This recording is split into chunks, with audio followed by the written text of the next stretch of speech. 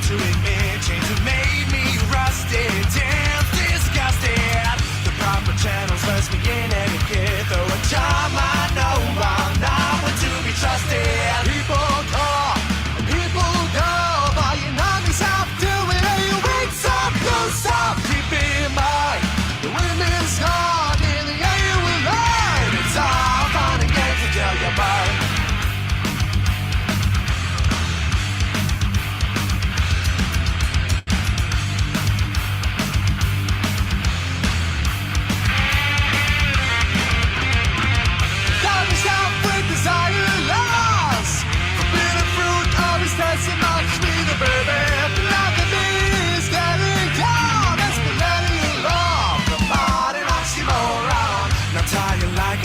Taking no pledge, read the Kama Sutra, the made fit sutra. No talk to feelings when I'm feeling the edge. I'm here for unlawful carnal knowledge. People call, people go, but you know yourself doing it. You wait up, close up, keep in mind the women's gone in the air you will learn. It's all fun and games to tell you.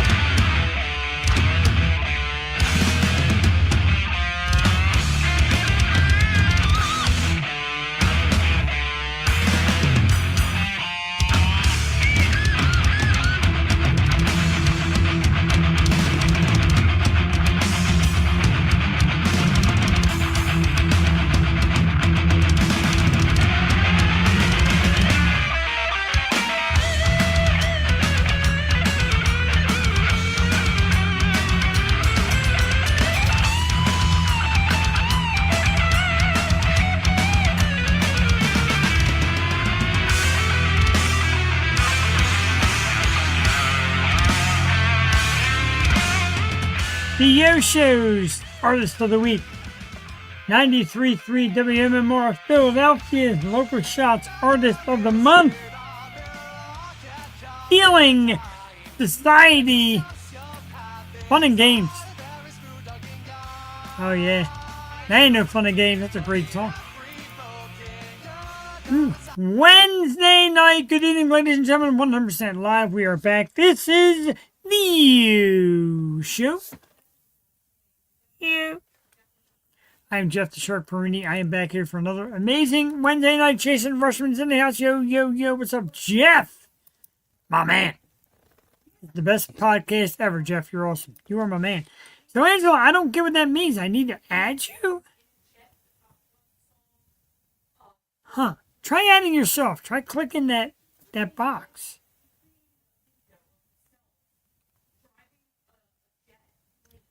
Try to click that box. Man, my wife is just loud as can be up there. Anyway, good evening. This is the Year Show. 100% live. Jeff the Shark Perini with you. Of course, play a little Stealing Society. MMR's Band of the Month. Yosho's Band of the Week. We love it. Tonight, we've got a great guest. Speaking of bands, awesome music. Found these guys through the magic of social media like I tend to do a lot. We got them here tonight. Coming up around 8:30 with the reschedule. And the last time we were on, I goofed.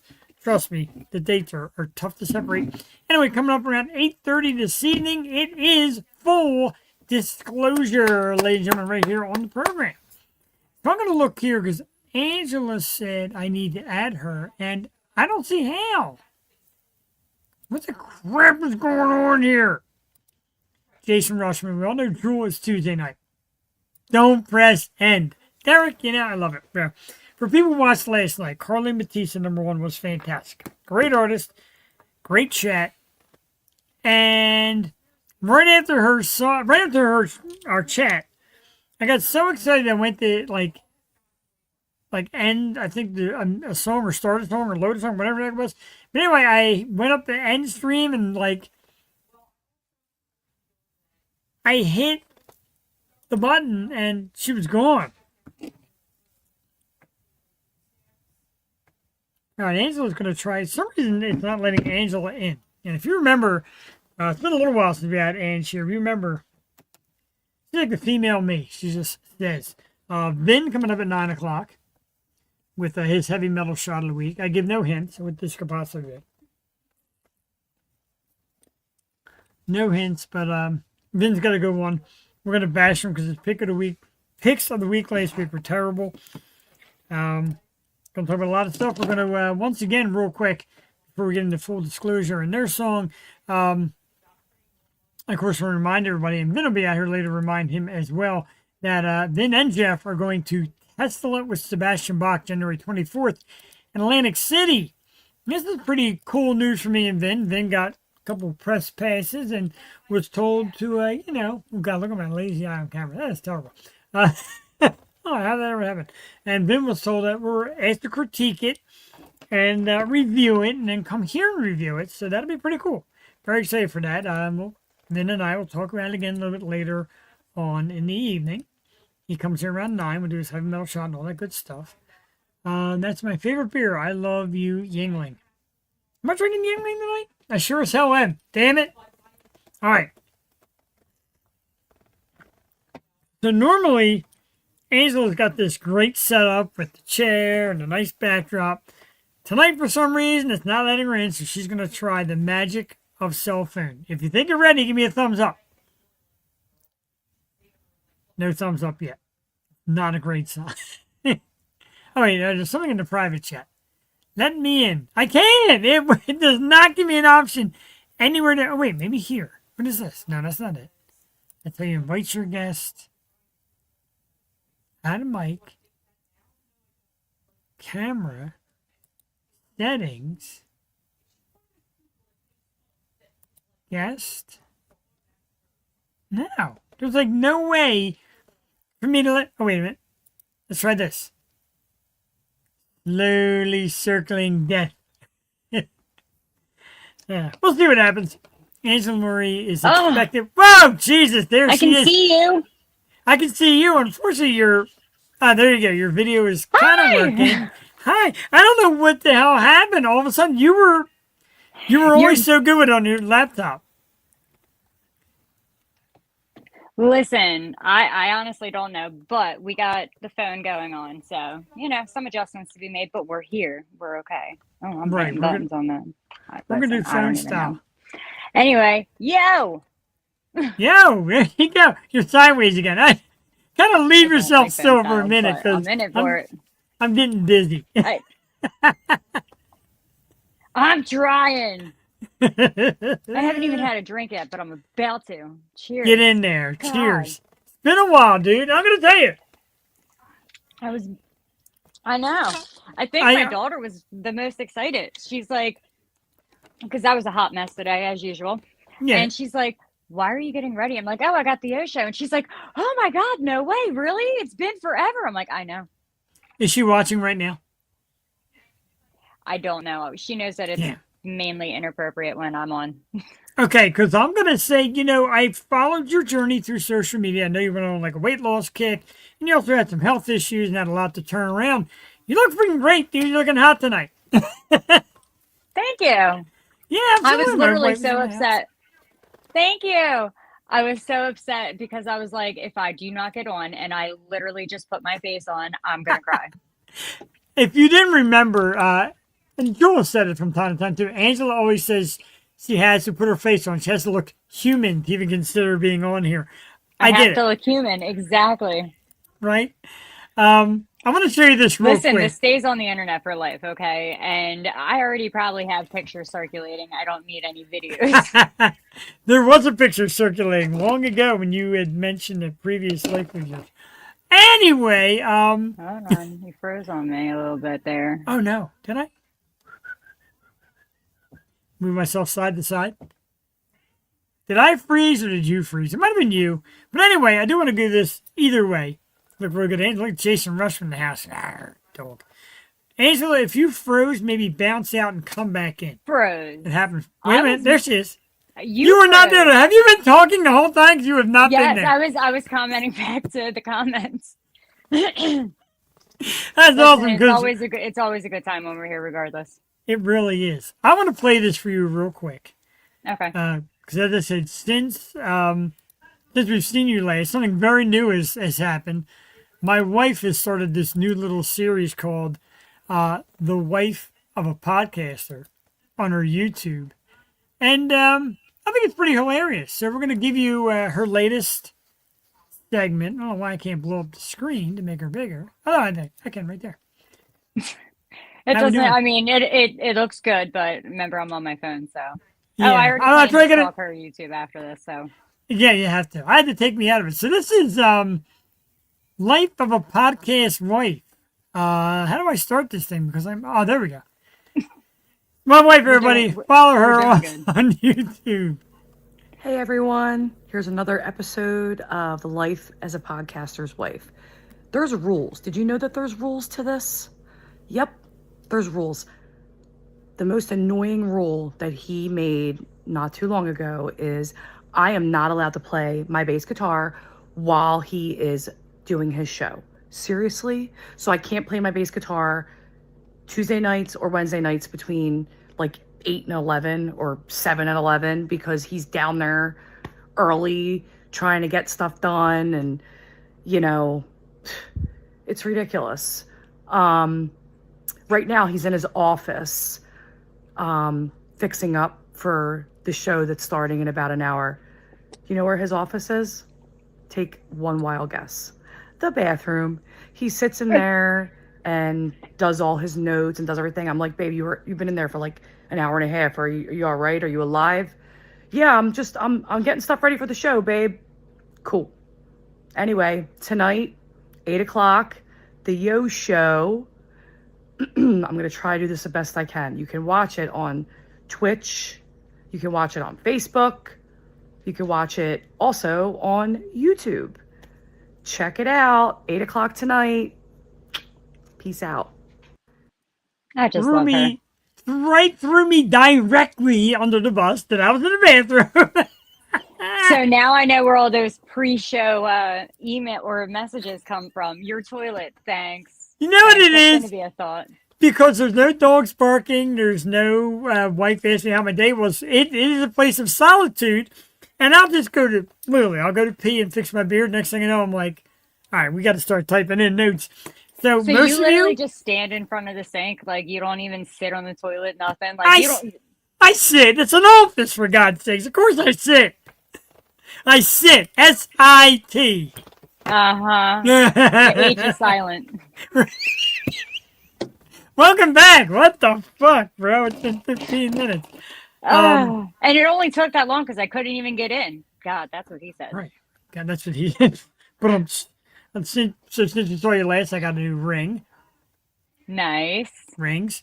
And not much else has changed. I put together a giant table in my basement. And if I can finally get the roadcaster to work, there's going to be nights I'm going to invite you over. And you're going to sit right next to me here in this room if I can get that roadcaster to work. I'm trying to do it with Jewel. So my wife knows people that can get it. I tried. I tech suck.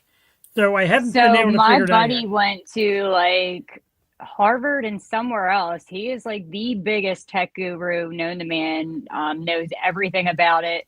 I'll have to reach out to him and be like, yo, I'll buy the beer. Come do it. Wow. Yes. I'll buy the beer. I mean, I'll buy the damn beer.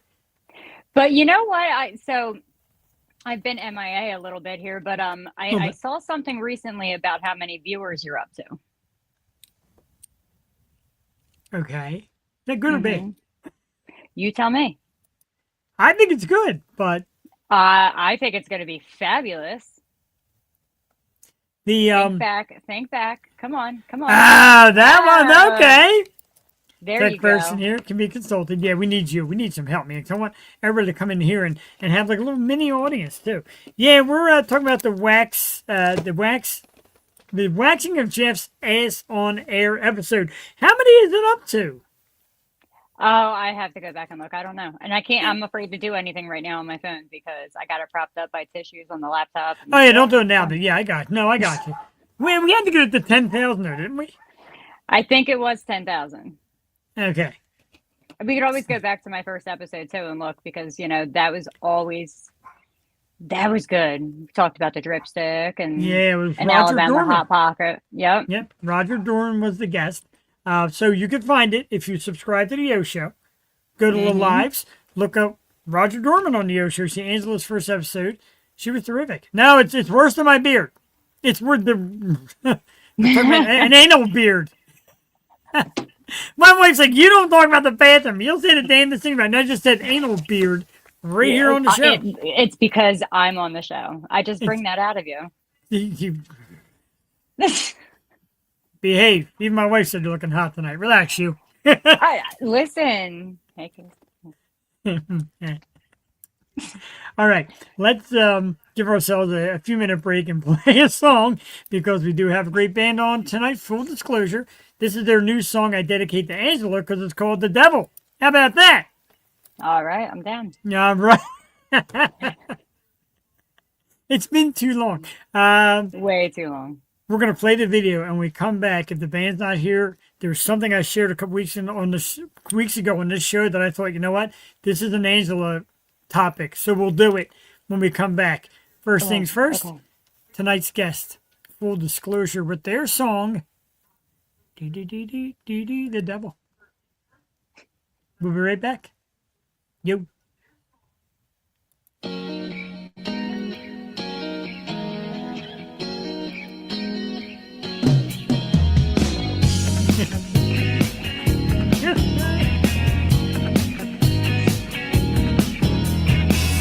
Found a place to drown my sorrow on a Friday night. I couldn't take another day wasting away inside. Wasn't ready to go on, and then you walked on by. Next thing I knew, I was in your bed turning out the lights.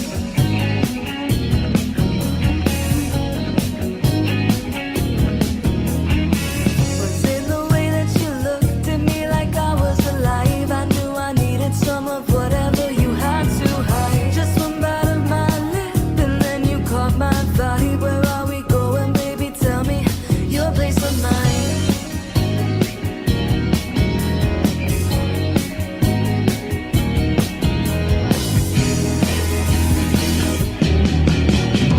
Grab my waist and tell me to hold on tight. I need a man that wants to take me for the ride of my life. All I'm looking for is something to numb my mind, make me feel like the devil is lost in the night.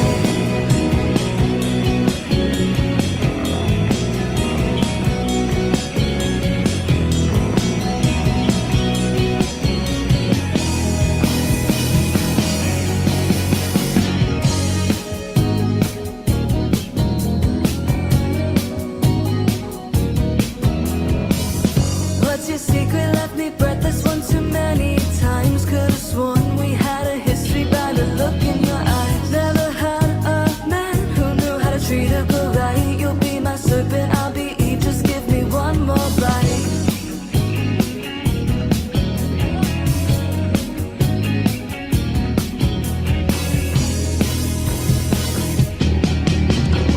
Grab my waist and tell me to hold on tight. I need a man that wants to take me for the ride of my life. All I'm looking for is something to numb my mind, make me feel like the devil is lost in the night.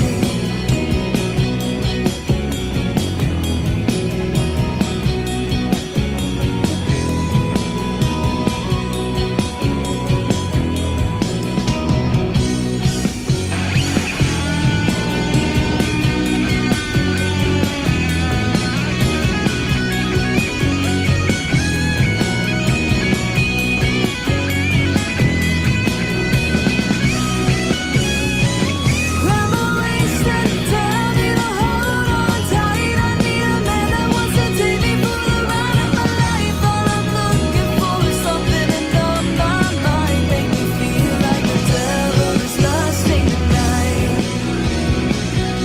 Lost in the night. Oh,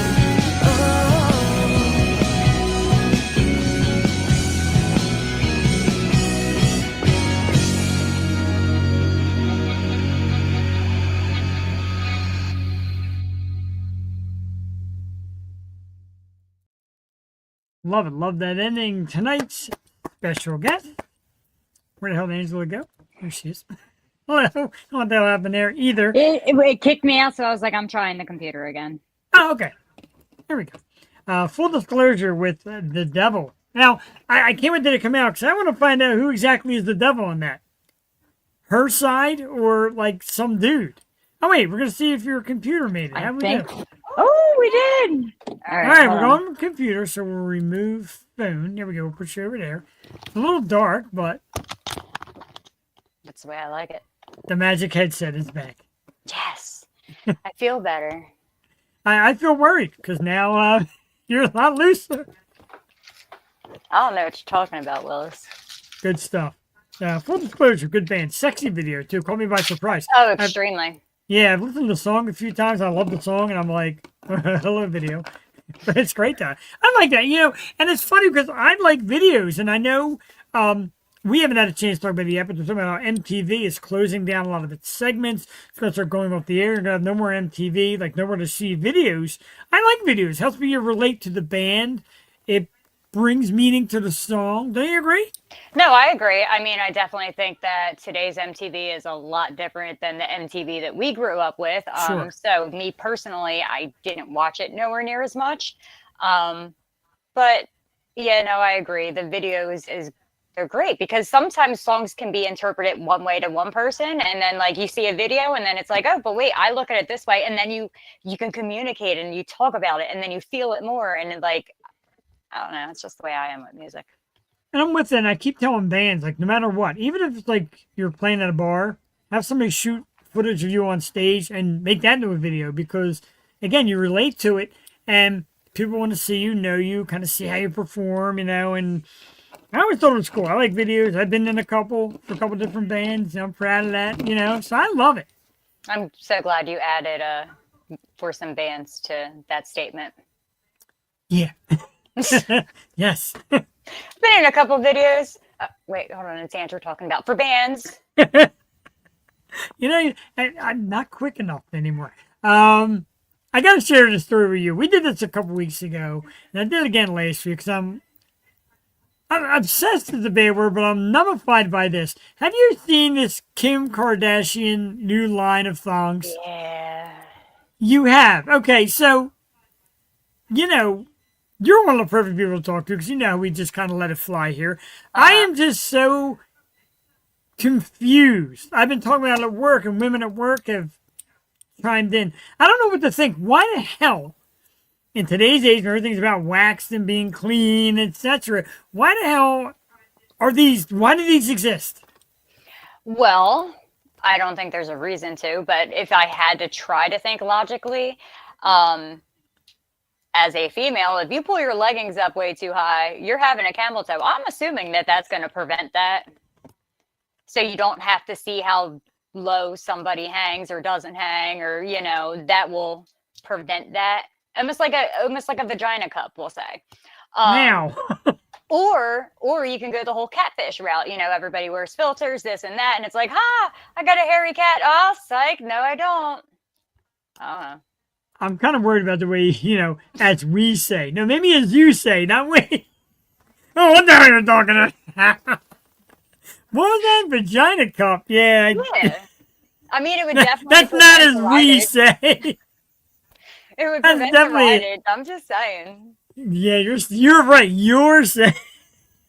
I am. Christ. Listen, I can guarantee that there's women out there who agree that if you pull them up, you know what I mean? They can go up. I feel it. I pull it down. I don't like that feeling. But to each their own. I mean, if you want to show the emphasis of your area, then by all means, let it hang.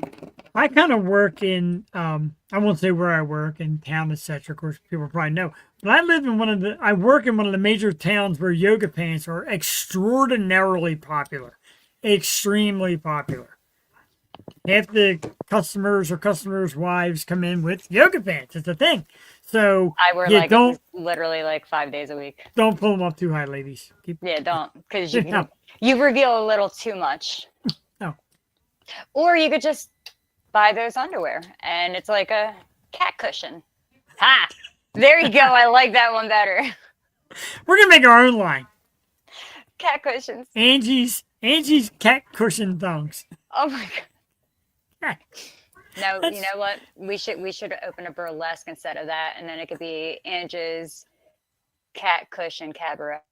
Cabernet. Christ. There you go. Okay. And everybody as always, usually it takes us about 30 a seconds. half hour to derail. Tonight we're just right in it very quick. Go back to one single episode where it took us a half hour to derail when I was on it. Possibly. Yeah, good luck. Let's spare the audience our potential damage. I see the two guys backstage. You guys ready? Thumbs up. We're waiting for everybody. So no thumbs up yet. Now we'll do it. It's the moment everybody waits for. Besides hearing what Angel's say next, it's our special guest. And tonight we were joined by a great band. We played their song "The Devil." Great video, great song. We absolutely love it. So let's get ready to welcome from the band Full Disclosure. We got Nick, we got Drew, and we got Isabel. Good evening, everybody. Welcome to the program. So, Isabel, your microphone is still on mute. No, you're not. Okay, we're there. How you guys doing? Hi, good. How are you? Pretty good. Pretty good.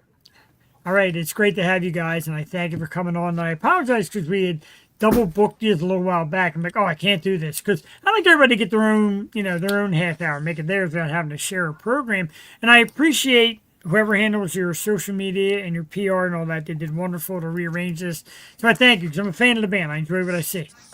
Oh, thank you so much for having us. I know we don't worry about that. We're excited to be here for sure. Excellent. I don't get like that guy sucks. No. Don't worry, he's What done it made to me a couple of times. That doesn't Oh work. my Yeah, that's how it works.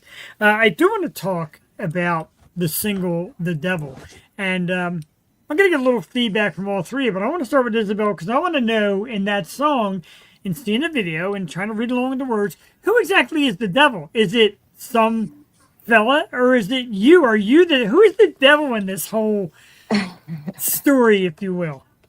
I think it's a really good question. It's a little bit of all of the above. I think it's the demon inside of your head. It's the person that maybe you're seeing or using in that metaphor. I think the song is very much about like your own demons getting the best of you and you just kind of finding an escape in whatever way that escape is. So kind of make me feel like I'm playing with the devil, like let that part get released and come out of me is kind of the moral of the story in that whole song. So it was something that, I feel like it definitely crosses the line lyrically. It's very sensual, it's interpretive for sure, but it was something that, I don't know, it kind of came to me. Actually, it was funny. We were on our way to an Avenged Sevenfold show together, of all things.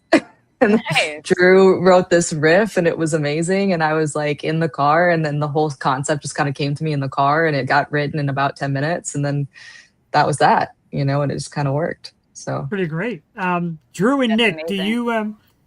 do you guys have a interpretation of who the devil is in that song, or do you kind of agree with Isabel? It's a little bit of everything and everybody. Yeah, I That's mean, how I Isabel took it. always does a great Sorry. job. Isabel always does a great job at this kind of talking bits. But yeah, in my eyes, I just view it as a very lustful song. You're really reaching out for something kind of unattainable in a way. And I think lyrically and melodically and the tone of the song, it just really meshes together well in my mind. And that kind of metaphor with the devil is really something. It's something great that really matches it. That's what I'm trying to get at. So, Drew, if you want to take it away from here. Yeah, I mean, I not really the lyric writing kind of person. So Isabel's interpretation, I mean, has kind of been what I took away from it. But it also, I don't know, the way she sings the chorus and the way it all blends together there almost gives me the vibe of, I don't know, driving really fast at night and windows down, screaming along with it, sunroof open. The song as a whole is just a natural devil. I dig it. yeah, it's like grabbing for that last drug, right? Like it's like you're sitting at the bar and you're like, oh my God, just give me my dopamine high right now. Is really what it is. It's like, give me something to take my mind off of what's Give me happening. the thrill. I agree. Yeah. Angela, you're up. I know it's been a while, but get in there with your questions. I was listening because I was agreeing and also trying to think of like the way I interpret it was like the way I felt it was seeing my own demons and trying to almost escape from them. I love that. Which is great. Like I love to hear other people's version of it. And there's a lot of ambiguity in the song, even though it's a very forward song. like you said, there can be ambiguity there of like, who is the devil for you? What does it Right. really mean for you? Like, obviously, I took a more sensual play on it. If you've seen the music video, it's a very teasy, sensual, Oh yeah, lustful absolutely. That story, was right? a very, very beautiful video. Thank you. And I like bless the boys for letting me do that, because I think we obviously like coming out, we are band first, and coming out with a video like that where it's kind of more female focused, like for them to have the confidence in me to do that was huge. And it was something we talked about greatly, because I never wanted them to feel left out. But again, we wanted to play to the message of the song. And the message of the song is like, yeah, a lonely person. So it's like, how do you kind of create that story and that Right. environment with three So- people? So, So Drew or Nick, do you guys think you could dance around and like that, like she does? Oh no, I don't have the moves like Nick all the that. way. Nick can. Nick got the definitely moves. can. Yeah. And secrets are being revealed. We'll do a sequel to it, Nick, and you're up. Maybe I'll be center stage next time. Who knows? He has to be. I do like that, and I love just the approach to it. And how did you guys first to get together? Because I always try to size it up, and I can't really, because you're like three cool people all kind of getting together. Who started meshing this together? Well, so the band was a concept I started back in it was December of 2022. And Drew and I were friends. We knew each other from college, and it was something I had really knew each other at that time. Yeah, we like worked together in college is really what I should say. So funny story. was my I was actually his TA, yeah, in grad school. So we worked in a like a project together, essentially, that was separate from, like, it was Cat 5 publishing. So it was like a on-campus publishing entity. So we worked within that together. Yeah, student run. And I'd overheard that he was a bass player. I had a guitar player at the time, and I think we had a drummer too. No, we just had. I remember a group chat, and there was a fourth person. Then they Oh, there was a drummer that was there for like a day. But long story short, it ended up like I reached out to him. I was in the shower one day, came up with the name and the whole concept, and I had done a lot of bands before. I moved to Miami because I come from New Orleans, so I was always in the music scene. And he was totally down. Instantly was like, "Love it, let's do it." And then Nick ended up being Drew's fraternity little, and came out of the woodworks because we needed a drummer, right? And he's the baby. And we needed a drummer, and he came in and just like kicked ass, and we meshed so well. And the guitarist that we had didn't work out, but I think that was more of like, our styles were different, and we parted ways. But Drew, Nick, and I, and the Devil was a prime example, actually found that our styles were really like something special. It was something unique. It was something that we could build off of, and we told a story differently. So we stuck together, and we've been together ever since. So That's awesome. So Now- we have. I don't mean to cut. We have Dylan backstage. Is he with you guys too?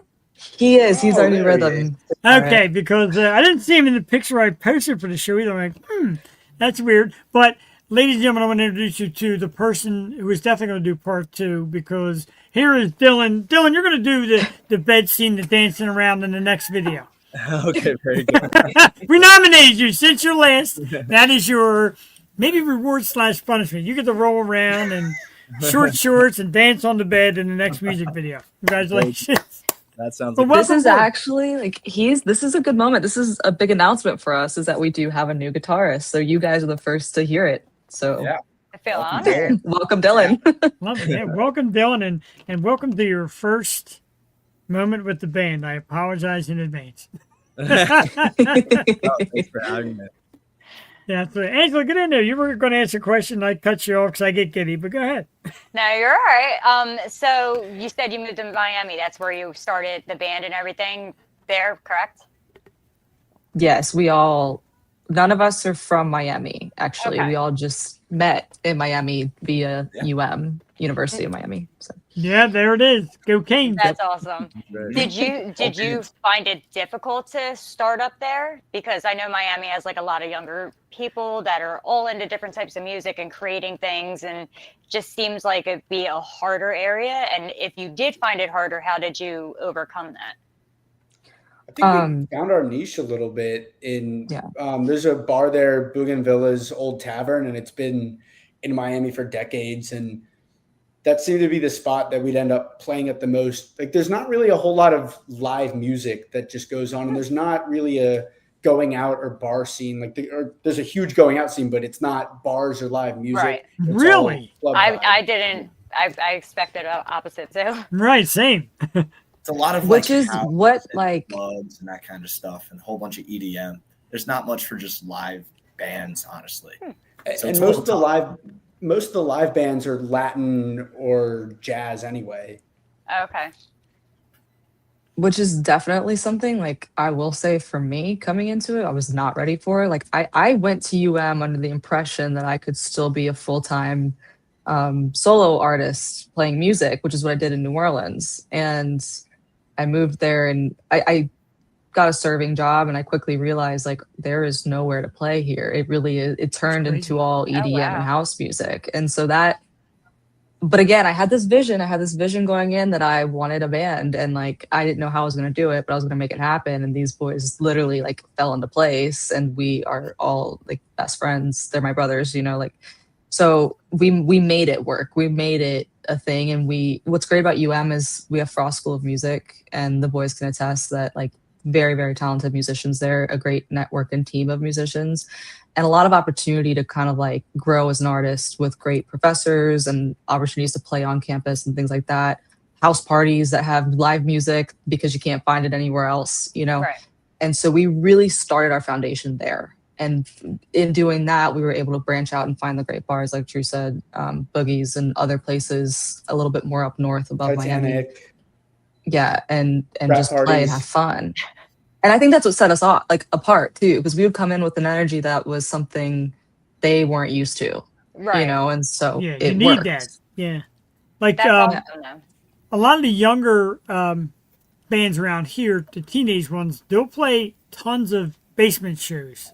Is that like a thing out there? Because they do a ton of basement stuff. All their friends get together. Well, there's not really They basements play a in show. Florida, but Well, yeah, it's true. backyard. Yeah. Can't More dig down in backyard. Florida. Makes sense. So, Dylan, how did you find yourself into this? Seemed like a band that was already established, and you came along. Who found who, and how'd you get in with this great band? Yeah, it's a great question. Sort of by luck. I've known Drew for a few years now, and we met also at Miami. But I'm about 3 years ahead of him in school. So when I was a senior, he was a freshman. And actually, when we first met, we hadn't even really talked to each other yet, but we were playing music together on a mutual friends like gig. And so we've kept in touch ever since I moved out to California after graduation. And then I was moving back just this year to New York. And on my way, I spent some time in Texas where Drew's going to law school. And so we kind of reconnected and played a little bit. And then, he's like, well, since you're heading back to New York, we have some gigs coming up with my band that I'm in. I'm like, okay, cool. And so he sent me some songs to learn. And that's kind of where it got hit off. That was sort of like my tryout. Thankfully, it was in my home turf in New York, so I felt a little comfortable. But yeah, that's sort of how it happened. I don't want to Pretty cool. downplay the work he did. He said some songs. It was like 35, 40. Yeah. Oh my that's God! Yeah. nice. In like the span of like a week, we put him to learn. No, it was like a month. It was guitar was not the instrument that I like played growing up. Like I've Wow. been playing drums since I was 7 years old. So that's how me and Nick bonds. But when I have to speak guitar, I talk to Drew. Hey, and I tell you what, man, I always say celebrate a victory of any nature, the smallest to the biggest. You learn 30-some songs in like a couple weeks to get with this band. Right. Dedication number one, super skill number two. So congrats all for you. It's the way you made it work so far. I love it. Yeah. Drew, I got to tell you, man, I got to ask you because I just heard law school. How the hell do you manage law school and band and being a young guy and college parties? How you doing it all, dude? I don't manage. It's I take it day by day. I'm definitely, I think for me, because law school is so time intensive. I mean, I'm lucky. The first year is the worst of it, and I got that out of the way. But last year, I really, when I wasn't slaving away in the library till 8 p.m. every night, I would just play guitar because that's what kept me going and trying to write more riffs for this band that we had going. I mean, we played 3 shows right after Isabel and I graduated. We played in Miami over the summer, and we had decided we wanted to keep it going, but it was really hard for a year, especially my first semester adjusting to law school. And then second semester when things eased up for me, Nick was in Barcelona studying abroad. So it was more just writing riffs and trying to put a few more songs together so that we could end up playing more shows and get out there and keep playing as a band. Because I've played, I mean, being in the Frost School of Music in undergrad, I'm very fortunate to have played with some of the most insane musicians of my life. But when it comes down to it at the end of the day, like there's something special about this group of people that I have here, and playing shows with them is some of the most fun I've ever had in my entire life. And just trying to keep that feeling going as long as I can while I at the same time work at this professional career is I just want to try to make them both work as long as I can. Amazing. And this way, when full disclosure makes it big, you got somebody to oversee all your contracts for Exactly. free. Well We say this done. often. Yes, we thought it through. Pro bono. And he's good at bass too. What the hell? Why not? Yeah, that's awesome. Look, he's good at it all. I have to like really credit Drew, especially with our upcoming tracks. I mean, my man really pumped out some amazing music that hopefully we'll get out really soon. But yeah, this was all Drew. Like Drew has been killing it. That's awesome. I think the connection you guys have like definitely radiates from you. You can tell that that is in your music too. Absolutely. And I think like what's crazy, like you have to remember we haven't had a true guitarist in 2 years, right? So the fact that these boys have worked with me and shared this passion to be like, we're still going to write. Drew, who's our bassist, is doing all of the guitar riffs and foundational stuff of the song, you know. Well, now that we have Nick Dylan, comes he's helping in, with and that. then yeah, now we found Dylan, who's just brought in a whole but creative, like uniqueness is really the only word I can find for it, because I mean it's something very special, I think, in our music that you'll find in these next few tracks, especially now that Dylan's had a say in them as well, because he just brought something just a little extra different that really builds it to be bigger. And the fact that we've done all of this the way we have without a true lead soloist, because Dylan's a drummer by nature, so Right. which is like to have him Probably come better up than me. like have his whole Dave Grohl moment, essentially. Like he's doing the thing, you know? And it's just really cool that we're able to kind of like do something very different and not be forward facing with the lead guitarist, which is what a band like us normally would do, you know? So I like Right. that. I'm definitely excited to hear what's coming. Now, I know there's 4 of you, but I'm just really curious. I always ask because I'm curious, but there's 4. So I want to see if you guys all have like kind of the same. Who do you think influenced you in your music the most? Who We'll wants to start start? with Nick. We'll start with Nick. Yeah, it's definitely like in middle school and high school, I was big into like the 80s hair metal stuff. So Yes. Top Gun came to mind, a lot of GNR and that kind of stuff. But throughout college, in my past 4 years, it's been a lot of like 90s grunge. I like kind of shifted a decade. And now it's like the most similar way I drum is probably like Dave Grohl or Taylor Hawkins, I'd say. Foo Fighters is my favorite band. So that's just kind of where I take most of my inspiration. And every time I play too, I literally just beat the crap out of my kit. That's literally We'll shoot it over to Dylan. Dylan, who do you think? Because I love this question. I always love when this question comes up. Definitely a great question. I feel like I was anticipating it, but I never know what I'm gonna say. Like when the question actually comes. I think growing up, I was actually huge, or still am, like I guess forever, big Beatles fan. Like I will always go back to listening to the Beatles. I'll go for like a year of not listening to them, and then I'll rediscover their music, and it'll be amazing. But I feel like that creativity is super inspiring. and in such a short period of time. As far as drumming wise, I mean, like, I don't know, like, such a cool frontman, as Isabel mentioned, is like Dave Grohl now, and like being able to do both and like showing that evolution as a musician was super inspiring to see. And then also, I don't know, like going to Miami, you meet amazing musicians, and like you meet one person there that's really good at something. There's a 90% chance they're very good at another like instrument. So like that, like I got to college like not knowing anything about, I couldn't even really make a chord on a guitar or anything. And then I was like, well, I feel like if they can do it, why can't I? So that kind of motivated me a lot too. But I think into high school, college, like Red Hot Chili Peppers, Sublime, like all of that thing going on. Oh, my stuff. I'm gonna go. I say we go to Drew because I'm gonna say I always like saving the singer for last. The singers are so much out there. Drew, who are some of your inspirations? People you love and take after. Yeah, I would say right when I started playing bass in middle school, I was in this huge Green Day phase. So Mike Dirnt, huge influence on me in the beginning. And I mean, he has some incredible punk bass lines, and they were easy enough to learn how to play in my first year. And I think those bass lines at first made me really fall in love with the bass.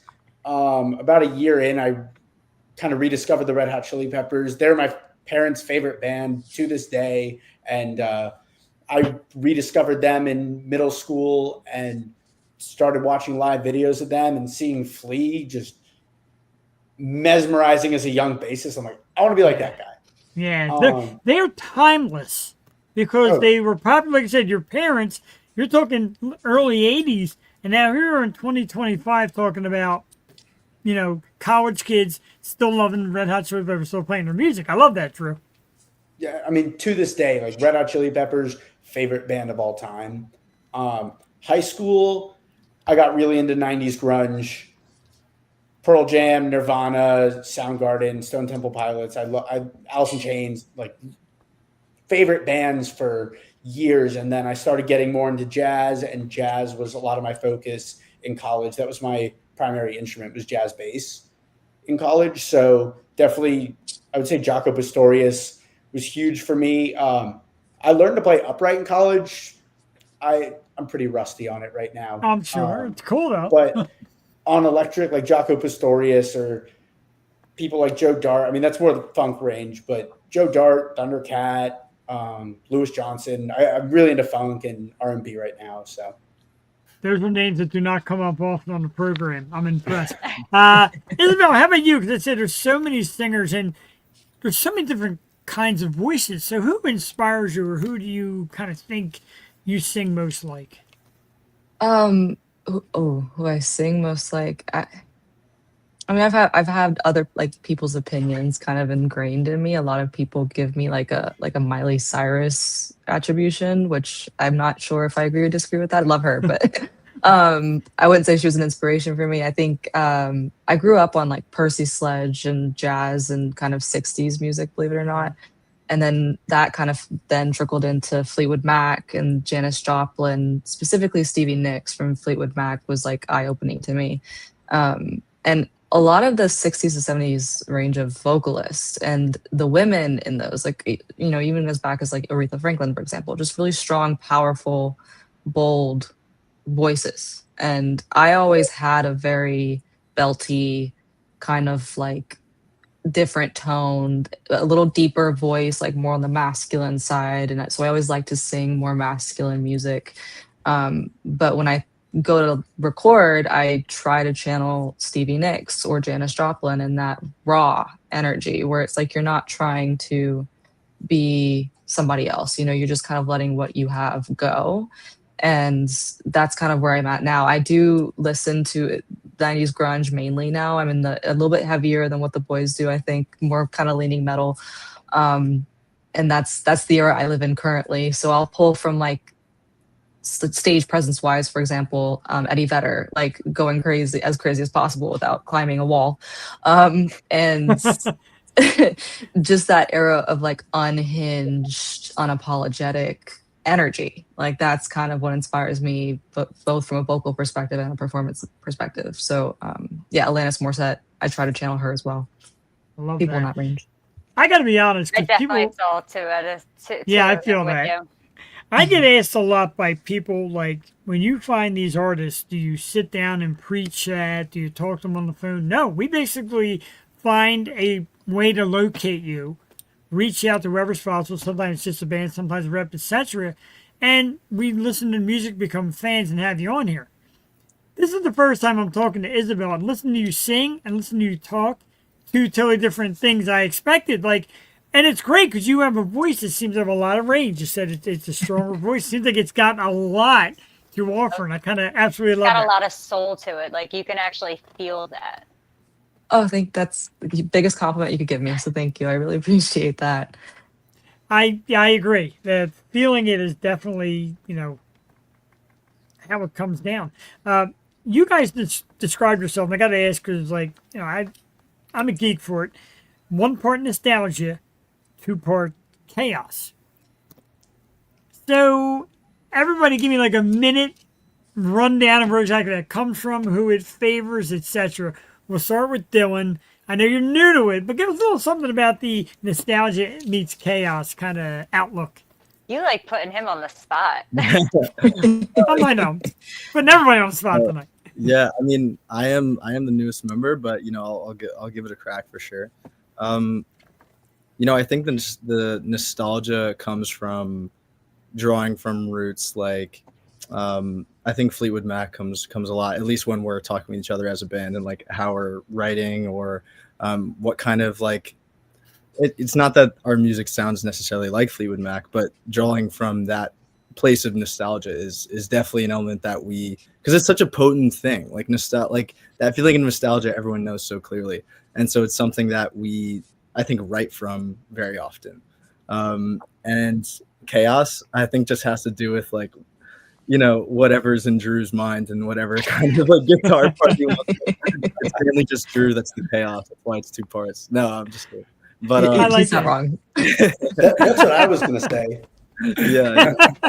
No, I Seems think to be the consensus. yeah. Well, I think we like to keep the music pretty interesting. So like we like to add like hits and elements that you're not going to really be able to anticipate as like a first time listener. Sure. To keep things spicy. But yeah, I've taken enough time. I'll pass on to the next person. You guys are all about keeping it spicy. Bravo. Isabel, we'll take it to you. So I think it's like both in when we do our cover stuff and in our own stuff, because like we will, when we do our cover sets, obviously because we're developing bands, so we do cover music, and we will do Dreams, right? But we'll mash up like Red Hot Chili Peppers with it, or we'll do Zombie, but then the next song could be Break Stuff by Limp Bizkit, and you have a female vocalist singing it. So it's kind of like, what the fuck is going on, right? I'm there for and then it. I like it. but it keeps you on your toes, and the same thing goes with our music. Like Dylan honestly put it perfectly.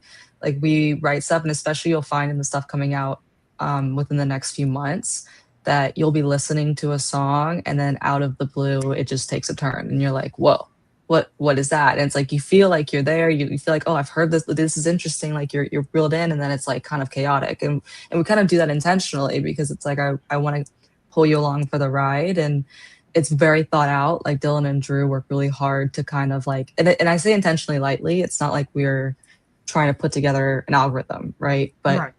we kind of find that these songs take us to these places where it's just like, whoa, I see this crazy bridge, or whoa, I see this random solo, and it's like, that's, I think what Dylan said, it's like we draw from nostalgia, we draw from what made us us, and obviously we're all very old school driven, but we want to bring in the new chaotic side of the world into that as well. So I like it. We're going to keep. That's exciting. Right. We're going to save Captain Chaos till last. We'll go to Nick and get his take on nostalgia and chaos. Yeah. I'm trying to not repeat what everyone else said, but the nostalgia really does drive a lot from kind of hearing that Chili Peppers, that kind of Fleetwood Mac influence in our songs. And like what Isabel said, also with all the covers. But I think the chaos of it really lies behind our current situations on what's going on here, right? We're all in different states right now. We're all trying to bounce riffs and ideas off each other. And it's really chaotic, but I think that's what gives kind of that element of surprise when we write these new songs that you're going to hear in the next couple of months. It really allows it to come together and adds this kind of chaotic element, like I said. And also Drew being the chaos monster in these group chats and all this stuff. He's got all these ideas and we're always bouncing it, but that's really that's my take on it, I'd say, if that made any sort of sense. It made great sense. And when you talk about a guy who brings the most chaos, of course it's a law student, for God's sakes, because you probably have so much to get off your chest. Drew explained to us a little bit the chaos and nostalgia from the chaos point of view, if you will. I think they talked about the music aspect of it, but I guess on one hand, we have our performances. They get pretty chaotic. I mean, we have to travel in all from different places. I think back to especially over the summer when we played New Orleans and Baton Rouge, and I got up at 5 a.m, drove 7 hours, got there at 2 p.m. or 2:30. Soundcheck started at 2. I was speeding as fast as I can to get there, unpack all my stuff as fast as we can, soundcheck, and it's just like my day could not have been more chaotic, and things just fell right into place. I hadn't seen them in 9 months, and things just fall into place. New Orleans gigging after our gig, we went out as a band on Bourbon Street and we're up until 6 a.m. and then had to drive back at noon. Oh my God. And then Nick got on a flight, we should say. Yeah. We stayed up so Nick would catch his flight. 4 a.m. flight. And then New York, like getting to one of our gigs and finding out, they got, or 2 days before that, they got a new speaker system and they wouldn't have any of the monitors anymore and soundboard. And we have to go scramble under pressure to go find all this stuff and not break the bank, renting things. Oh my God. Things can just be kind of chaotic, but we always thrive on it. It's fun living on the edge like that. It like fuels you.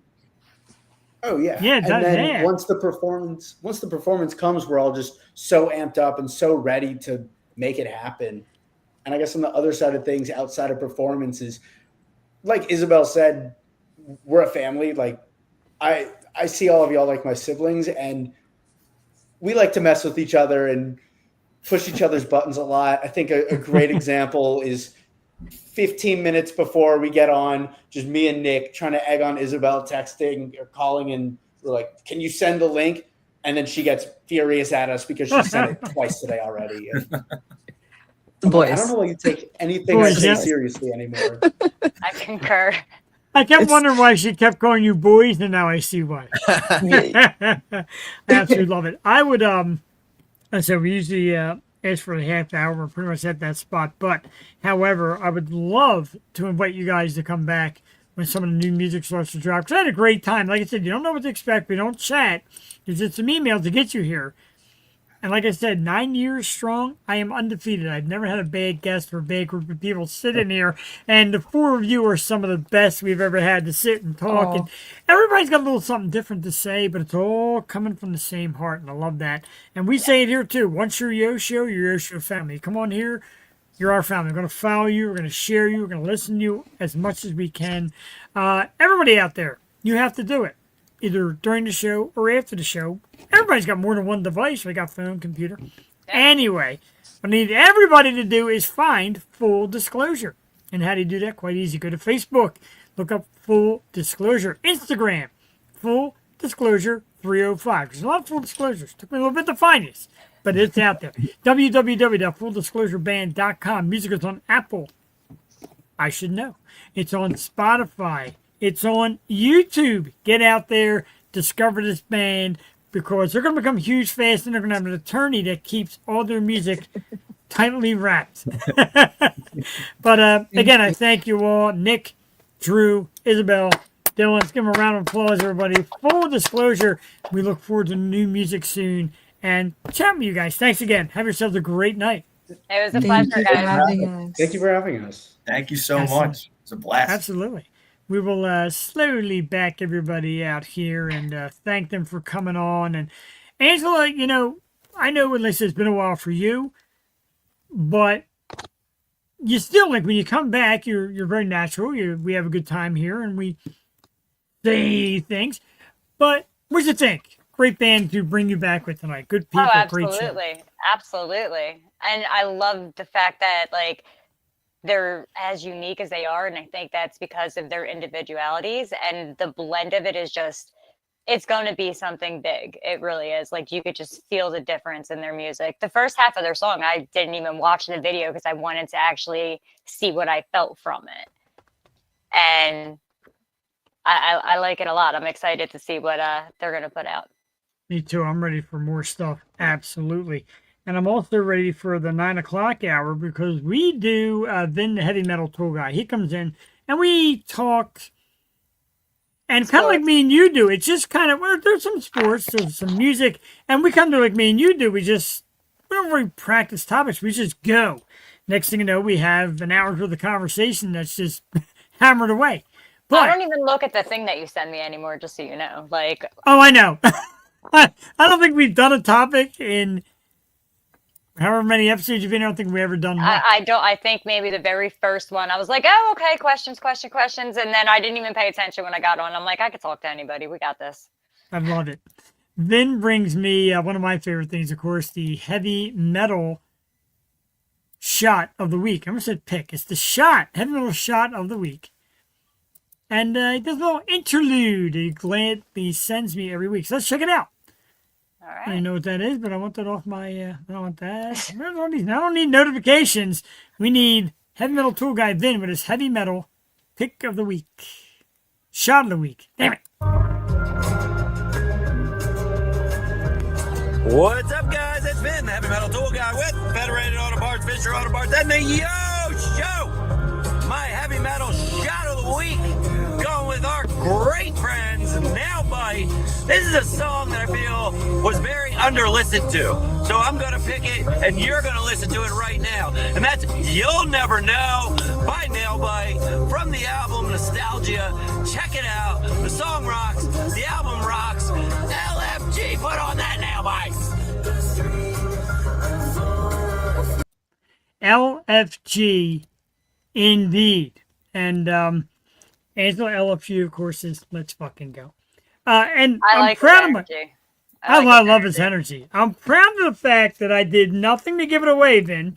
As I got my Nail Bite long sleeve t-shirt on and my Nail Bite and Dr. D photography koozie. I did not give it away. But let's get it. Let's get the heavy metal pick of the week. Heavy metal shot of the week. I'm killing myself tonight. Nail Bite. You'll Never Know. This is a cool video too. I like the video. I like everything about this band. This song rocks. It's about 3.5 minutes long. This is Yo Show Wednesday night. Jeff, Angela back in the house. Then coming up shortly, heavy metal shot of the week. And now I'd like to play one of my very favorite songs for you. This is You'll Never Know by Nail Bite.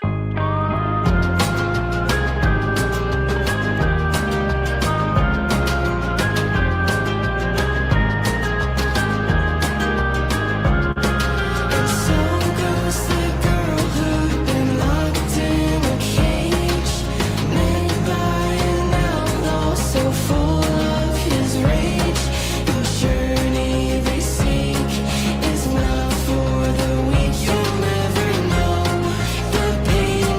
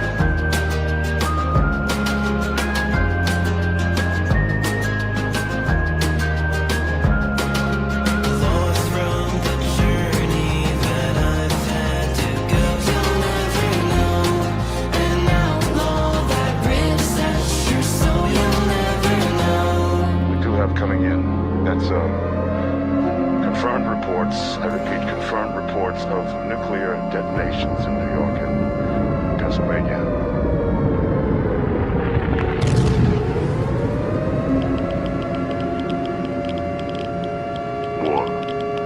War never changes.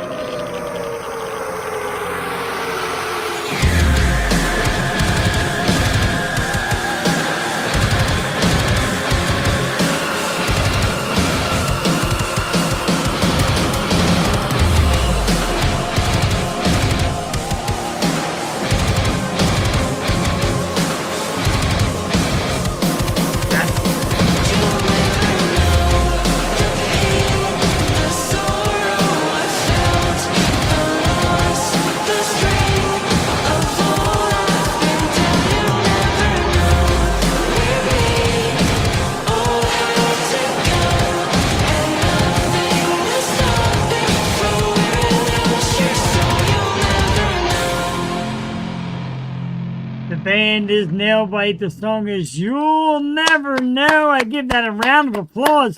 Because, Ansel, I've been following Nailbite for a long time since they were like little kids. They're still young kids, but since they're little kids. And it's always been like straight up metal. Screaming metal. And now they've added a nice new little element, a little bit of a soft, kind of that new age of metal, like with a clean and a scream. I love stuff like that. Great song. That was really good.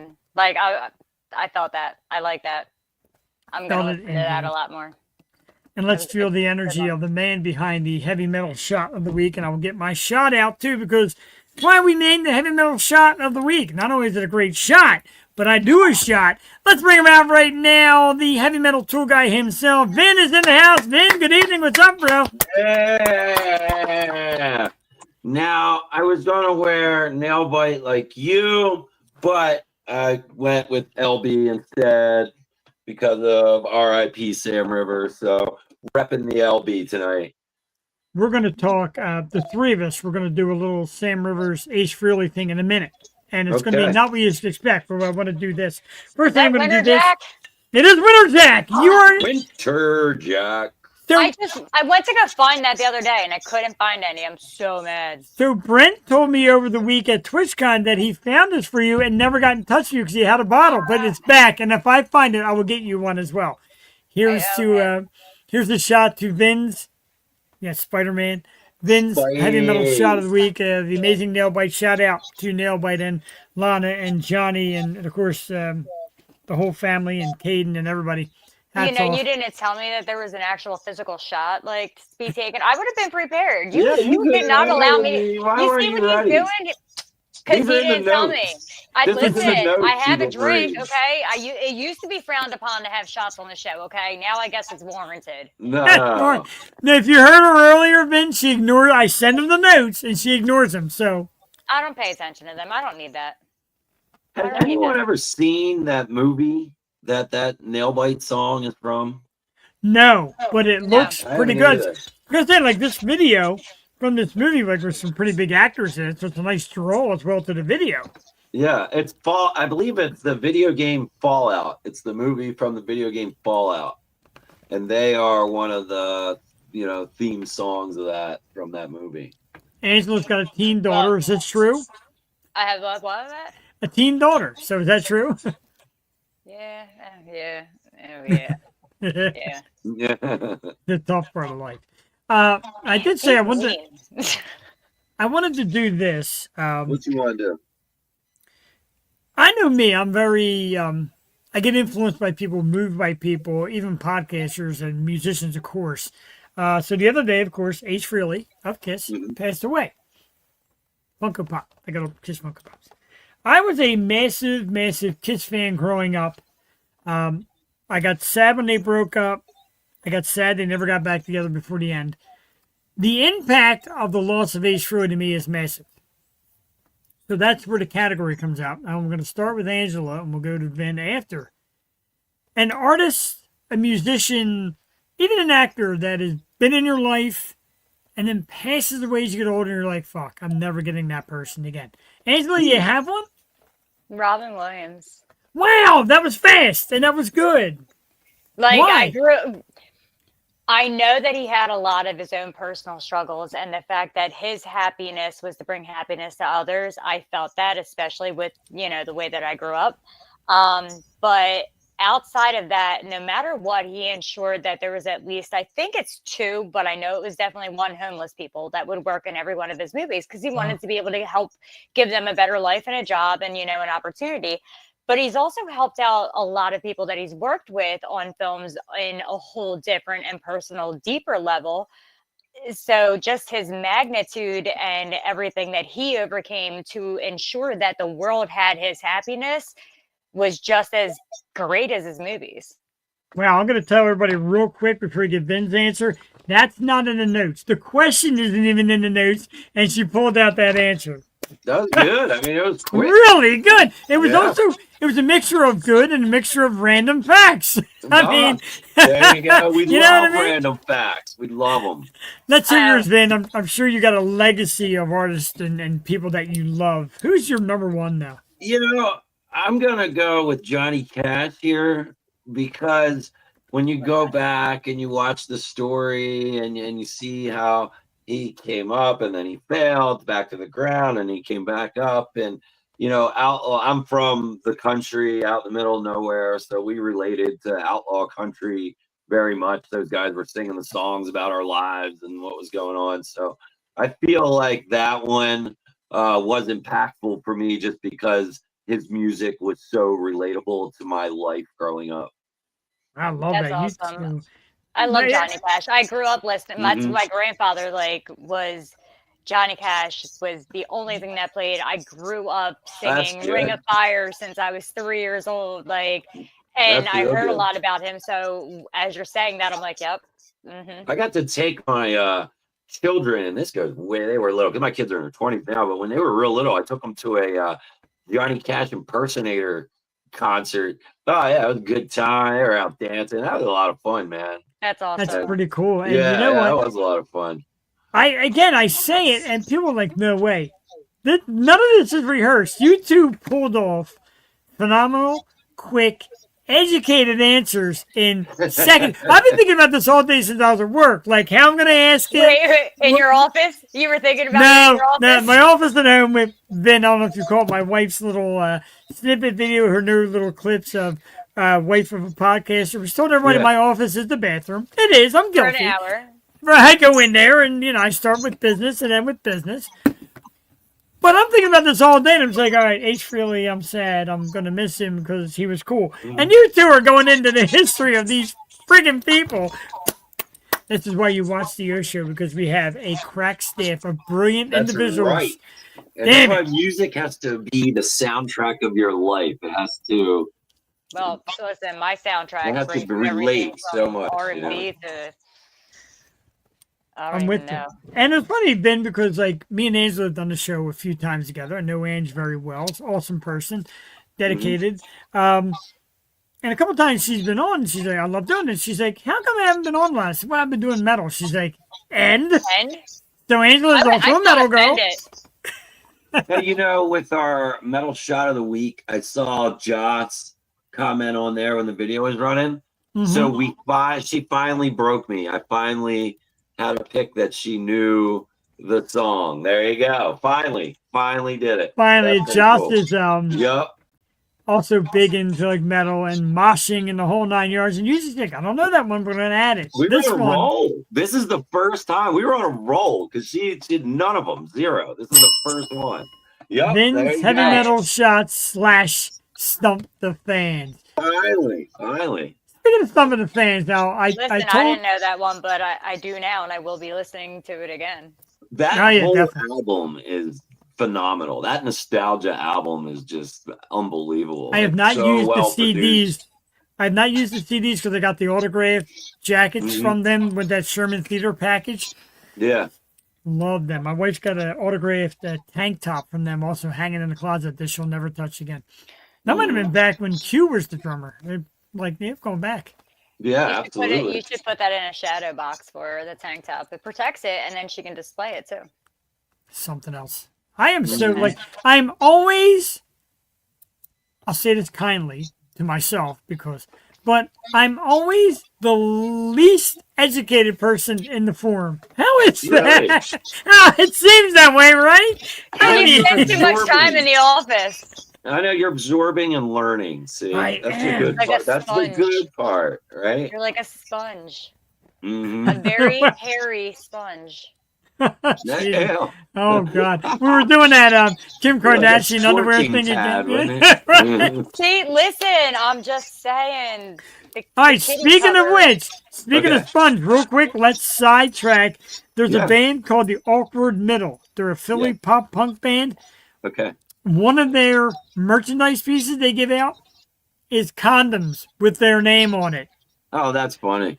Everybody give out them condoms.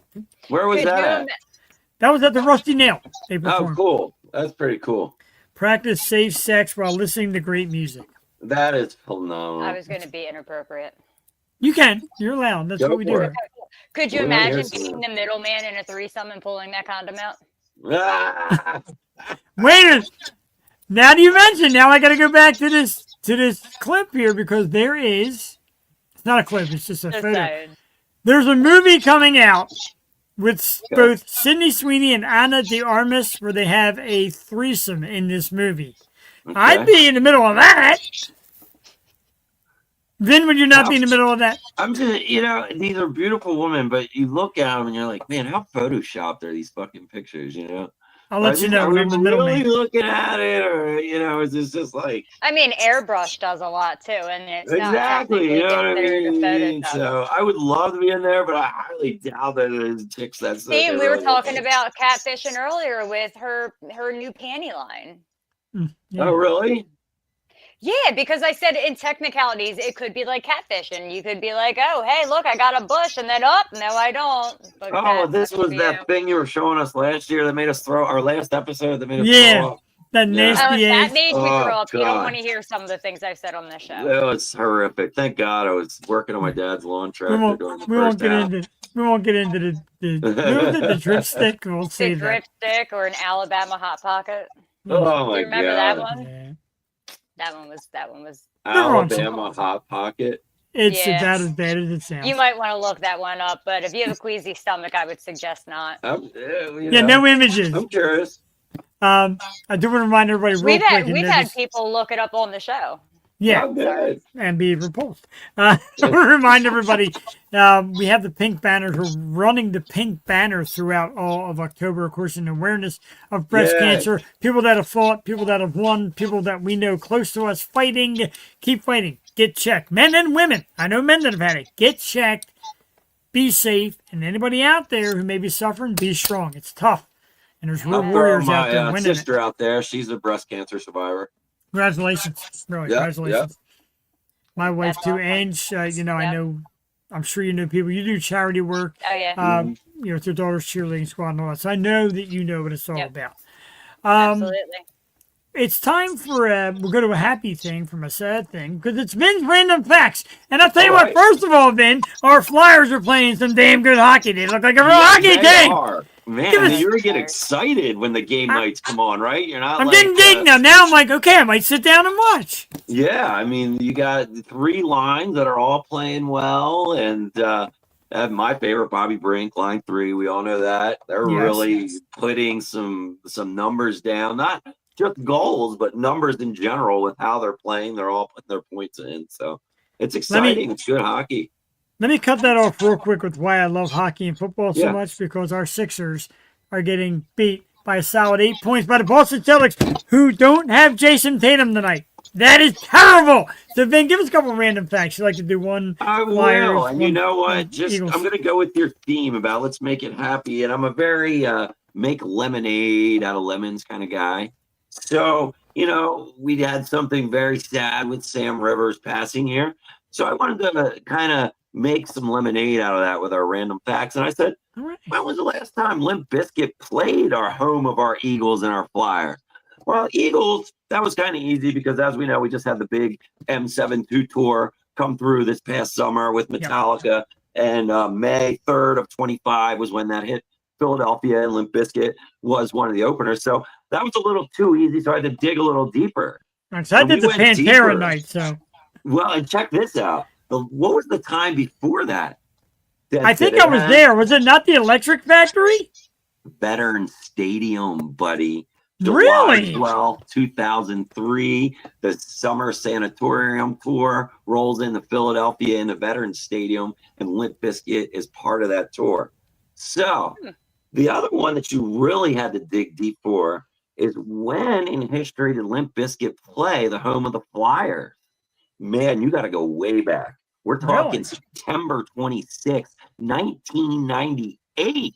Wow. First Union Spectrum Family Values Tour run by Korn rolls into town. It includes Korn, Rammstein, Limp Bizkit, Ice Cube, and many more. And you could get a floor ticket that evening for $49.50. Oh my god! You can't even get Right? nosebleed tickets for that. You can't get a fucking You can- parking spot. You, for you can't even get a parking Get spot. out of here. I mean, you can barely get a hot dog and a beer for $49 fucking dollars, let alone a ticket. But my God, man, that goes back, and I don't know about the two of you, but every time I hear something like that, it gives me that 1 second jolt, like God, I'm old. But then I bounce right back because, as you see, the three of us, no matter how old we may be, we can still hang. But wow, some great random facts. Now, do you have Thank you.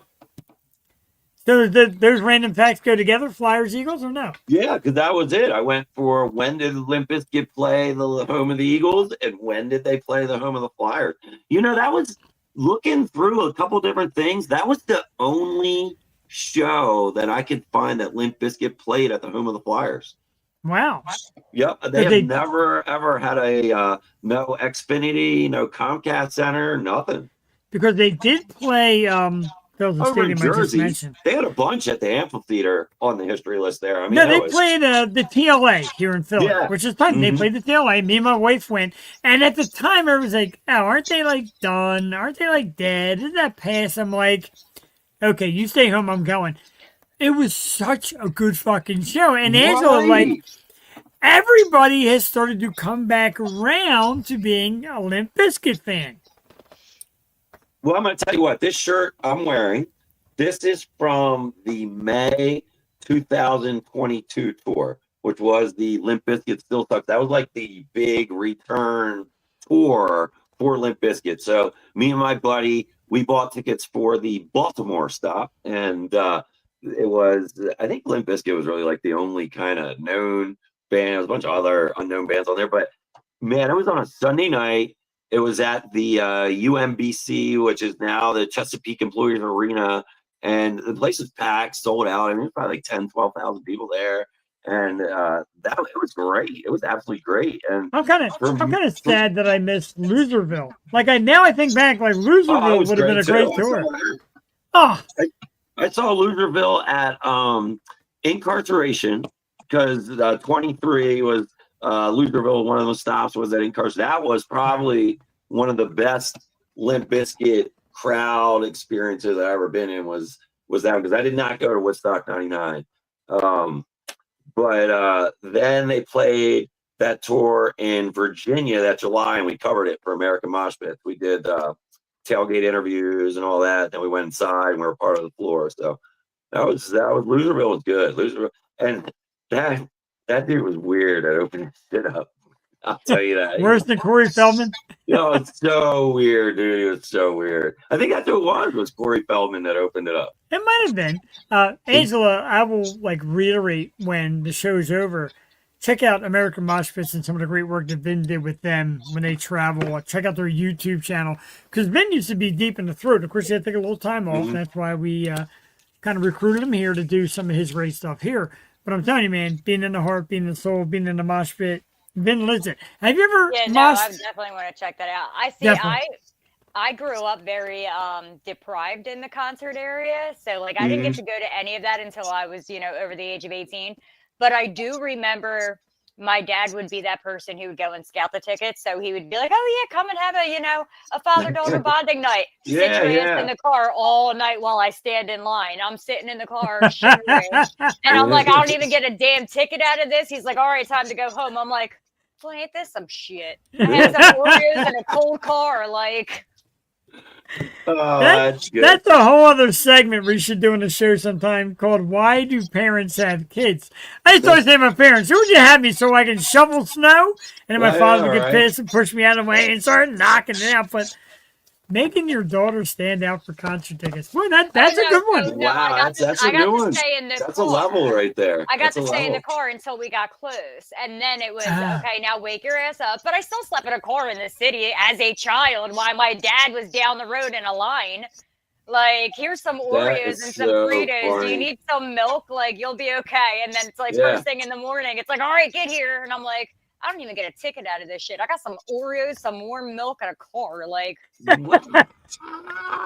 I will tell you, we always have a different variety of guest co-hosts. But Ben, I'm going to tell you, Angela pretty That much was shoots good. straight from the hip. Like, she's not going to hold back. So, That was good. That's quality parenting right there, boy. A plus. and you wonder why she is the way she is today, with that sharp tongue and that fresh mouth. he's like, I need a shot after Was that the 80s by any chance? Yeah, 80s and the 90s. I knew yeah. it was the 80s. I knew it. I just knew it. yeah. The 80s was so different, man. People don't know. Oh, I know.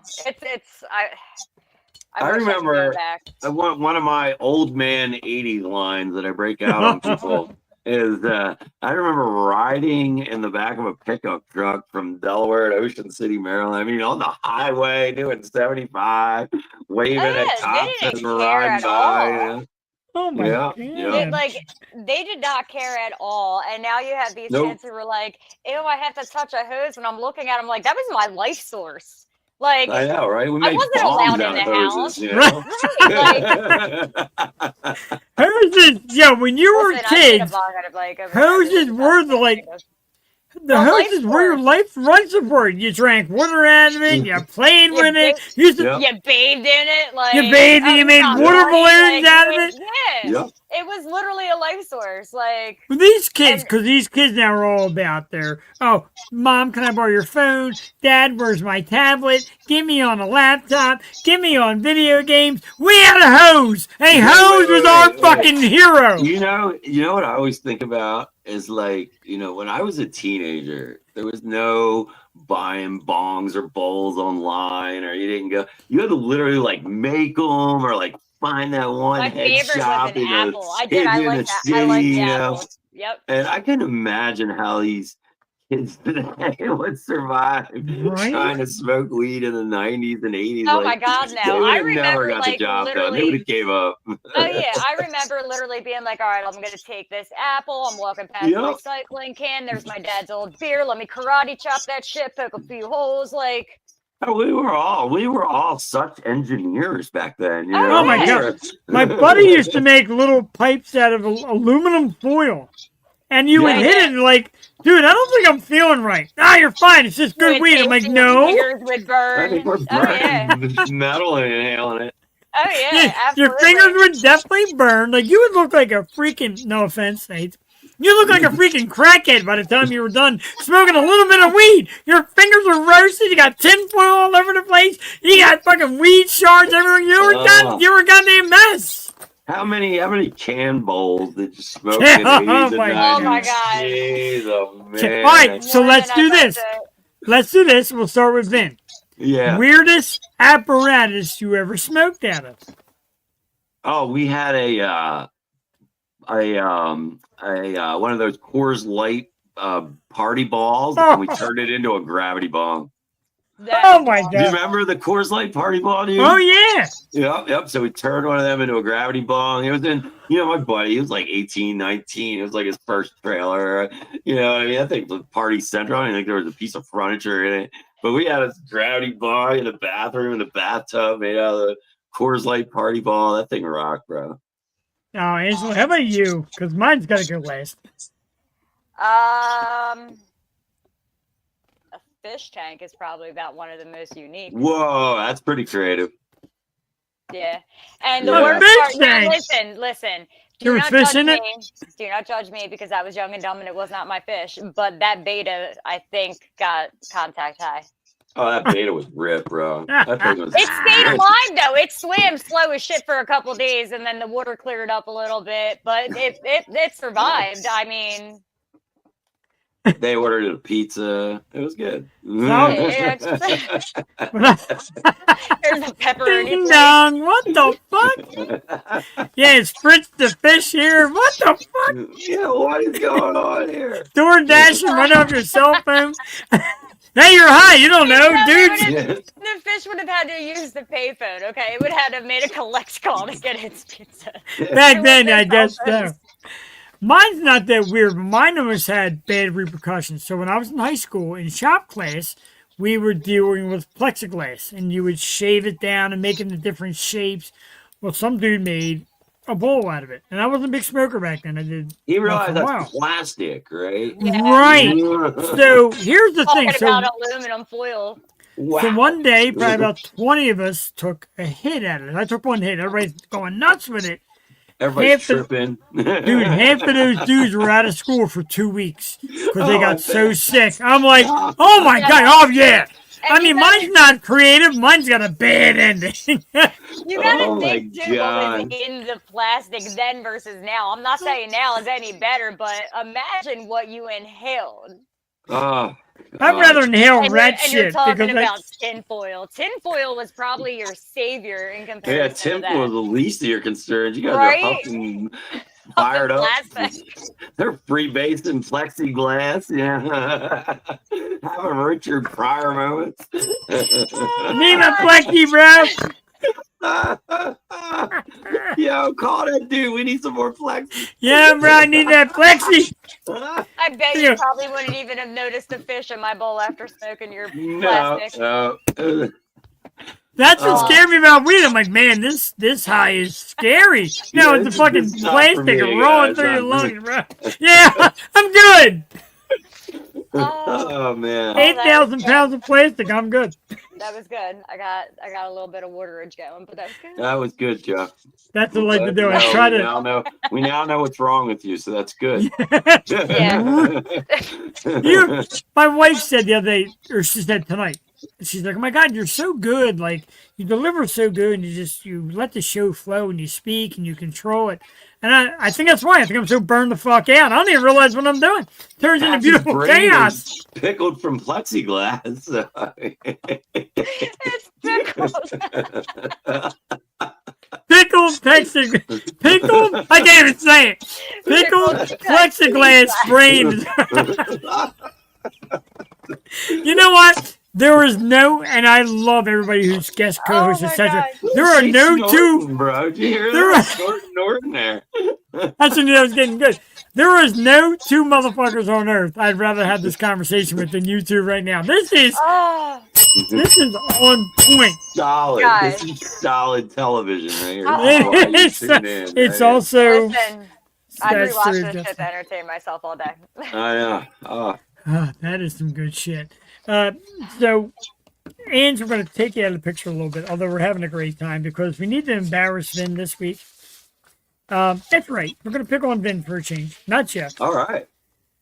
Because last week, bud, your lock of the week was the Steelers minus I 4.5. knew you were going to bring that up. I Holy knew it. shit, they got their another ass kicked. They made a game of it, but Joe it. Flacco, bro, what happened? So, it's like the Eagles. Remember when I said they got a loss coming, right? Well, I'm gloating about how I'm getting every lock right. Yeah. I'm the man. You knew there was a loss coming right then. When the guy starts talking the shit, there's a loss coming. I'll let everybody know that Vin even texted me, said, make sure my lock of the week is Pittsburgh. Oh, I did, buddy. Oh, I did. I couldn't believe how shitty that game was. I had the under. I had Pittsburgh. I'm crumpling my card, throwing it at the wall. It's terrible. That's off Terrible. to Joe Flacco, who's about as old as me and still slinging it, though. I give him credit. That dude, he must be out cutting his grass and his flip phone. He don't even got a smart. He's got a flip phone. That thing rang. He's like, Joe Flacco here. You need a savior? I'll be there. He's got a rotary phone in the house. His wife called him for the rotary phone. Joseph Phone. Who the hell's this? And my man flies listening on the other in line. on economy, right? He's got a kid next to him crying, and on his side's a drunk lady, and he's studying an NFL playbook. Right? What is going on here? You want to hear a funny story too? It's like a comedy movie, bro. Here's another story that's really good. I won't gloat Yes. that I picked the Eagles last week as my pick of the week, so I won. But anyway, so one day I'm in Jersey and we're at a Target. Me and my buddies go to Target to find cards and Yeah. Funko Pop and nonsense. So I'm driving and this dude is walking and I screech like I come to a dead stop. And this guy comes right up to the car. I'm like, all right there, Joe Flacco. What are you trying to get hit by a car? It was Joe fucking Flacco, dude, right there. Where I was almost this hit him. at? In Philly? Jersey. I almost ran him the fuck over. It's when he came to Philly. Mary played it. Wow. And I'm like, holy shit, you are Joe Flacco. He goes, yeah, I am. Why'd you say it like that? I'm like, I just ran you the fuck over. Wait, was this at the beach or something? No, it was at a Target in Jersey in a parking lot. Like what city? Do you remember? It was I gotta get back to you on that. I forget. It was Okay. Jersey though, like mid Jersey, because I heard he had lived in Jersey when, Crazy. and I was like, I was ran over this guy. His career would have been dead. Meanwhile, here he is at 70, still playing football.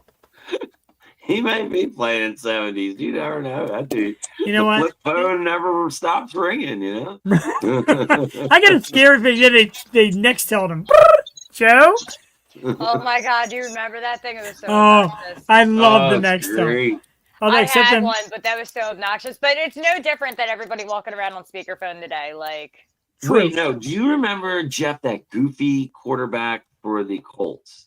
And he had like the curly hair. Who the hell? What was his name? And he didn't stay around long, and then he left. But that dude did not have a fucking smart. He had a flip phone, dude. Who? I swear to God, I can't remember his name, but I know who I'm talking about. He had that curly hair. It's kind of weird, but anyway. Not This the was- pothead. Not Marinovich. Marinovich? Now he was. No, the guy before him. I'm telling you. And I just can't remember his name. I'm gonna look it up. I'll send it to you at like 2:30 in the morning when I remember. I believe it. when I I remember. totally believe it. All right, Anyway. so we're going to do Angela's favorite part of the show. We're going to do our lock of the week. Was Each week, was it Latu? No, it was Luck. Andrew Luck. Oh, he's your lock. Oh, yeah, all right. His Mhm. career got shut. Sorry, I was trying to Google it. Yeah, no, it was Andrew Luck. And I remember give you watching credit. the thing about him, and he was like, he lived in a house that didn't have cable, and I mean that dude was like so Yeah, well, primitive. It after was like serious. 3 or 4 years of injuries, he retired like at 27, 28. Crazy. Yeah, he just standing up and walked away. Let's do our lock of the week. Each week, I'm Ben and pulling I up the pick good old a. Delaware card right now. We My pick an tablet. NFL game of the week. We're doing all the games. I started getting confused and lost in that. So we're just going to do a pick of the week. And for anybody who out there is wondering, currently Vin and I are both 2-1 at our lock of the week after Vin's lost this past Ugh. week. We're both 2-1 on our lock of the week. I'll go first while Vin searches out his card. It's only Yeah, fair. go for it. We can let Ange do it because she'll probably beat us both, which would be great. Hold on. What am I doing? I got some notes here that I had from Sunday. I was so like, I'm I gonna have no give- idea. Once I you know. started talking sports, I was like, okay. I know. I know enough about sports. I just But what I want you to do here is get your money and get yourself a FanDuel account because you're going to win money with our locks of the week. I'm ready when you are. No, we're for the season, we're 4-2 combined. All right. So this week, my lock Are we of the straight week. up? Can I ask a question real quick? Are we straight up, or we got to go by the point spread? Got to go by the points too, bro. Okay, all right, no problem. That's what makes it true gambling. No problem. I'm in. I usually don't do this, although I did it last week. I'm going to do it again. Philadelphia -7.5 against the New York Giants. And I will tell you a couple reasons why. Number one, there was a revenge game. They got That's a shocked. divisional game, Joe. They got shocked by how badly the Giants beat them. Number one. Number two, you now have time to game plan for Jackson Dart and Scatterboo, who you never saw before. Now you've seen them. Number three, games in Philly. Mm-hmm. Number four, and the most important, fuck the Giants. Eagles, 7.5 point favorite is my lock of the week. We'll send I like it it. to I Vin like with it. his lock of the week. I'm gonna go here with our boy down in Tampa Bay. You got Nice the pick. Buccaneers 4.5 over the Saints. Nice I pick. don't see the Saints doing anything with that game. That's a divisional game. Bucks are on a dime. I think they're like the second best record in the league right now. They look bad Monday night, but that's Detroit. Detroit is a juggernaut right now. Detroit's a good phenomenal. team. I mean, They're you're phenomenal, talking. dude. You're starting to start. We're in week 8. You're starting to see who's going to make the tournament and who's not going to make the tournament. It's really starting to play out. Detroit, that's a team that could make the tournament. And then you have the Bucks. They're a team that's going to probably make the tournament. So you are looking at a good matchup there. The Saints, they're not going to make the toilet, let alone the tournament. So the Bucks, the toilet has to be my 4.5, office. Thank you. 40 and I a was gonna half. say it. Doesn't matter. Bucks all day, lock of the week. I love it. That's actually a great pick. And 3.5, it's in New Orleans, but 3.5 seems light. So, yeah, man, put your money on the Yeah, I Buccaneers. see Baker just going crazy on that game. So And Angela told me that her pick of the week is the New York Jets ever since. No, I'm kidding. man, that was a good one. No, Jets suck. They're the worst fucking team in football. Not even close. Who has the #1 record in the NFL right now? Oh, shit. I'm actually, it's got to be Detroit. Nope. It's my Colts, baby. Oh, with yeah. that fucking no-nonsense owner. I've got it. You know, the Sixers have pulled back. They're down by 2, 94-92. It'd be nice for the Sixers to win a game and actually have a winning record for the first time in like 8 Wait, years. let me ask you a question.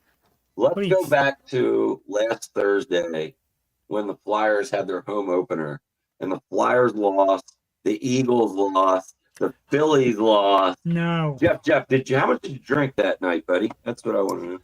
I was at the bar with my wife, my friend Tim, who came in from Virginia Beach, Jewel, I think our friend Maria.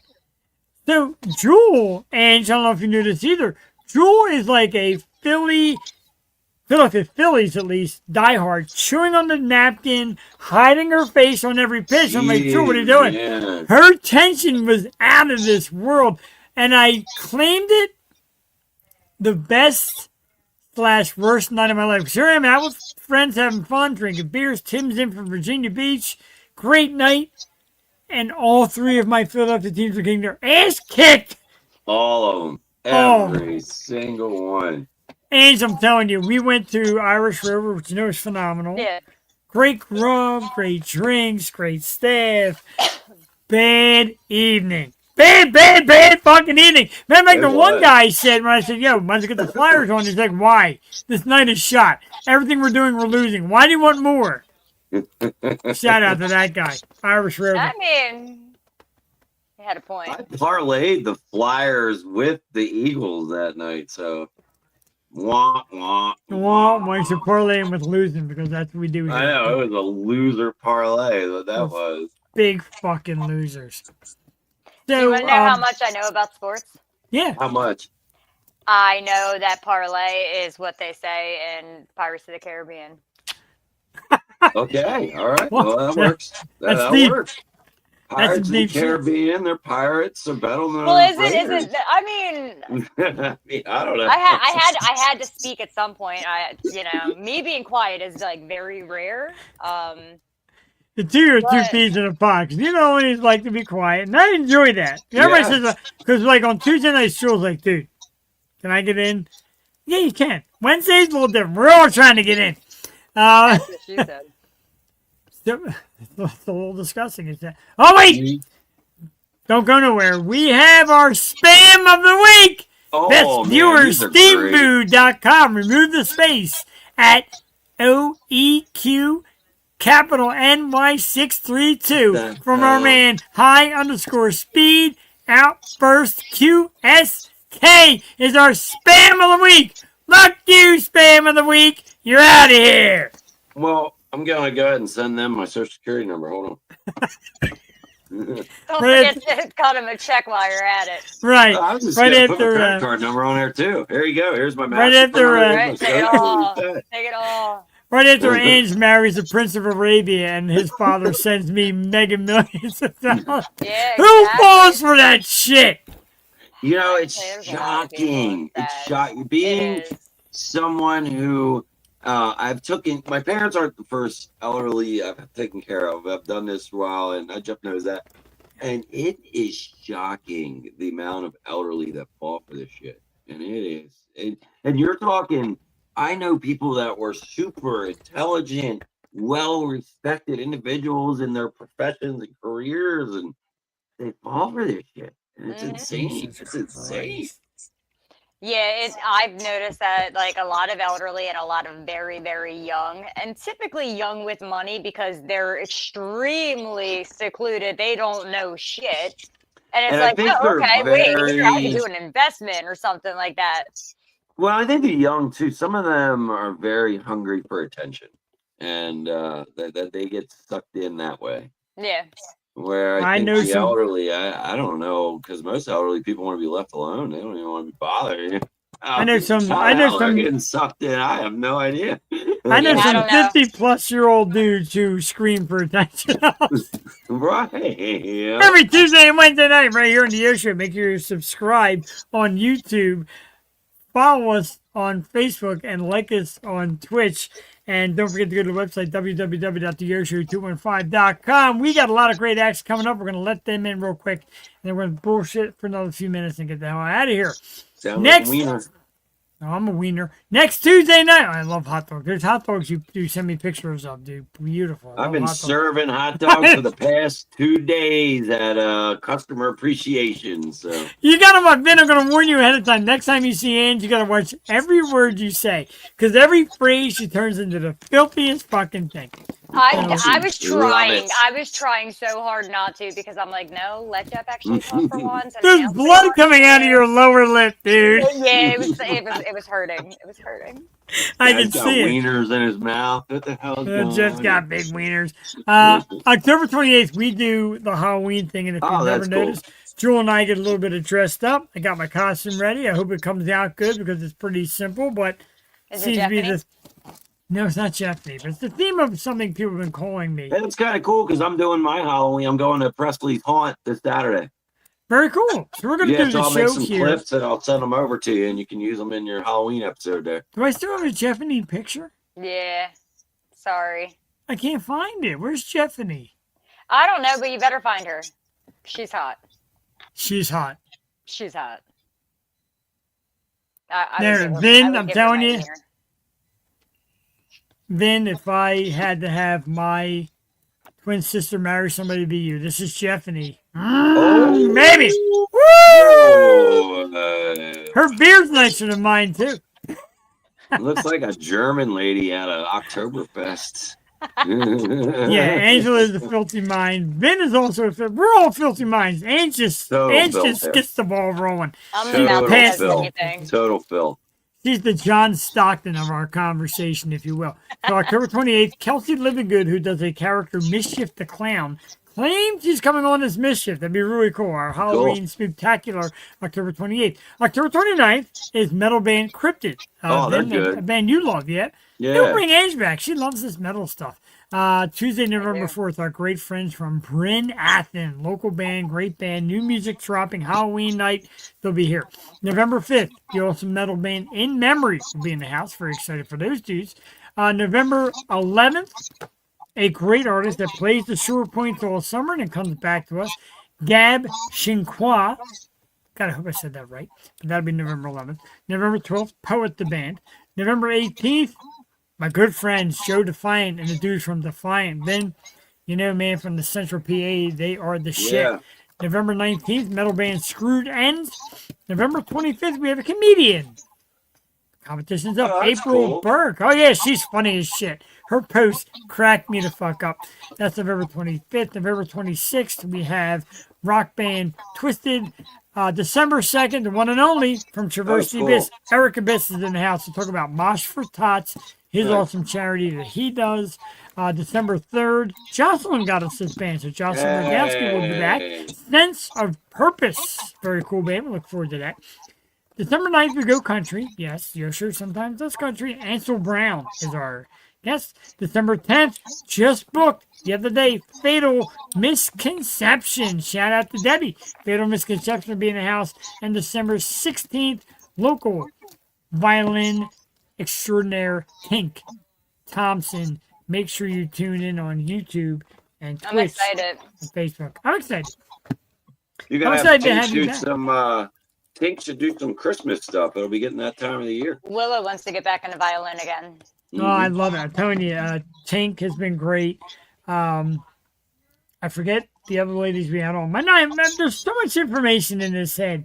Eventually, it runs out of gas. But like I said, Femmes of Rock, we're going to see them. Femmes of Rock, for those of you who don't know, and you two look them up if you are not familiar. They're women who are violinists, and they do classic rock sets with limited vocal. It's so good. And I'm just gonna look them up. You have to. Femmes of Rock, I've seen them twice, both at Parks Casino. It's a show. It's worthwhile. They are terrific. Donna DiGregorio and the girls, just do an amazing thing. Femmes of Rock. Actually, I used to have a picture of me with Femmes of Rock up here. My pictures are going downhill. Although I still have this beauty of Brianna Dale. You're goddamn right. 4 million followers! And she's been a guest on our program. She's hot as balls. And, of course, I have this. Our good friends at the Moist Collective. I don't know if the code still works, but if you want to buy great beard products, www.rumoist.com. Use the code. Try it again. YoShow20. Get 20% off your order. My man Jim Hutton making them fantastic aromas. What else do I have? You got that horror scene poster? Oh, yeah, I do. Let's find her it. up there. Come on. Oh, God. Where is it? Is it? The Benefit just popped up in my memories the other day, and I was like, there it is. There it is. The Benefit thing was awesome too, right? This is the one that Vin is talking about. Our great friends from Horror Scene, formerly known as Suicide Puppets, will be performing at the Jungle Dream album release party, Horror Scene, Floodgates, and some other great bands at Tom's Bullpen. 21 and over to enter. Door is $15. Angela, 15 fucking bucks to go see bands like Horror Scene, formerly Suicide Puppets. Dude, their music is in so many movies, and they're the coolest fucking dudes. I can't wait to get my new Horror Scene t-shirt that night. 29. Dude, when you help me book Send me that. I will. When you help me book them, I'm like, oh my God, I'm so scared. Like, these guys are so cool. And they come on, they were like the coolest fucking guys. We're a great time. Did you know? Here's a random Vin's random fact for you for Horror Scene. Ready? Okay. Hold on. Not yet. Now you may go. In 2024, they were the direct support act for the Soulfly tour, which made a stop at the now closed Love Drafts for one of the tour stops. But they were direct support for every one of those shows. I had my fingers on tickets for that show and realized I couldn't make it because of my work schedule. I wanted it so bad. That thing sold out and everything. That was a huge event. I wanted it so bad. I love them, and of course, I love Love Drafts. And God, I hope they got to do something soon. Let's get back Love Drafts. I don't think that place is reopening, bub. Where's that picture? That's the band. I don't know. I don't think it will. It sucks. Are you still searching for a picture? Yeah, right here. Because I want to tell everybody, gaudy or cool? This Crown Royal fucking King's Crown. Because I want it. It was on. I remember you texted me that. That it was looks on like something that would be in somebody's trailer in the trailer park. That's like that is like the visual centerpiece of Trailer Park Joe's living room, bro. Motherfucking Marketplace is the devil, because Marketplace will show you the most obscure shit. I'm like, you know what? I want this. And my wife's like, how much? It's like $1,000. She's like, fucking you. She was all set to pack me up. That's the most expensive thing in the trailer that it's at. I'm in fucking tears. But I tell you what, I love Marketplace. Oh, my cheeks hurt. Right? Your cheeks, my ass hurt. My God, it was funny as shit. Hey, I also had a shout out. I bought some tickets on Marketplace before. Day of show, dirt cheap. Really? Marketplace? Yeah, man. Marketplace scares the shit. All right, so let's Sports tickets at Marketplace day of event is a good spot to get some sports tickets. Let's Obviously, you do gotta be this real quick. careful. You gotta Right. make sure you don't get ripped off. But there is a lot of like, oh man, we can't go to the game tonight. People selling tickets on Marketplace. So let's do this since we're having Mhm. fun as a three. We're so I was getting the reason that I knew Angela would be. Anyway, Sorry, I said the three, and I forgot the fucking question. Oh no, okay. The coolest thing that you've bought, gotten, or sold on Marketplace. We'll start with Ange. Coolest thing you've sold, bought, or seen on Marketplace. Because I got mine. Mine's easy. Mine's easy. I'm done. I'm ready to roll. He's stumped. And everybody gets shit on Marketplace. Do you want us to come back to you? Do you want me and Jeff to go, and then we'll come back? All right. We'll go, Ben. Jeff. We're. Oh, you want? I'll you go. want I me to know. I'll go right now. Yeah, I'm ready. So- Whenever. Yeah. We noticed at the end of the night, I do the picture of like the backdrop with the. If you look closely, there's a table behind the lights. It's got a bunch of Funko Pops on it and trophies and all that. That table I found on Marketplace listed under free stuff. Yeah. Free stuff. My wife is like, what the fuck, are you crazy? And I'm like, you gotta come with me. Help me lift this. Are you crazy? How stupid. What kind of trash are you getting? This is unbelievable. You're buying free. I mean, you're getting free. It's gotta suck. We pull up. We get to the lady's door. We grab the table. She's like, oh my God, this is beautiful. Can I put this in the living room? No, it's a basement, bitch.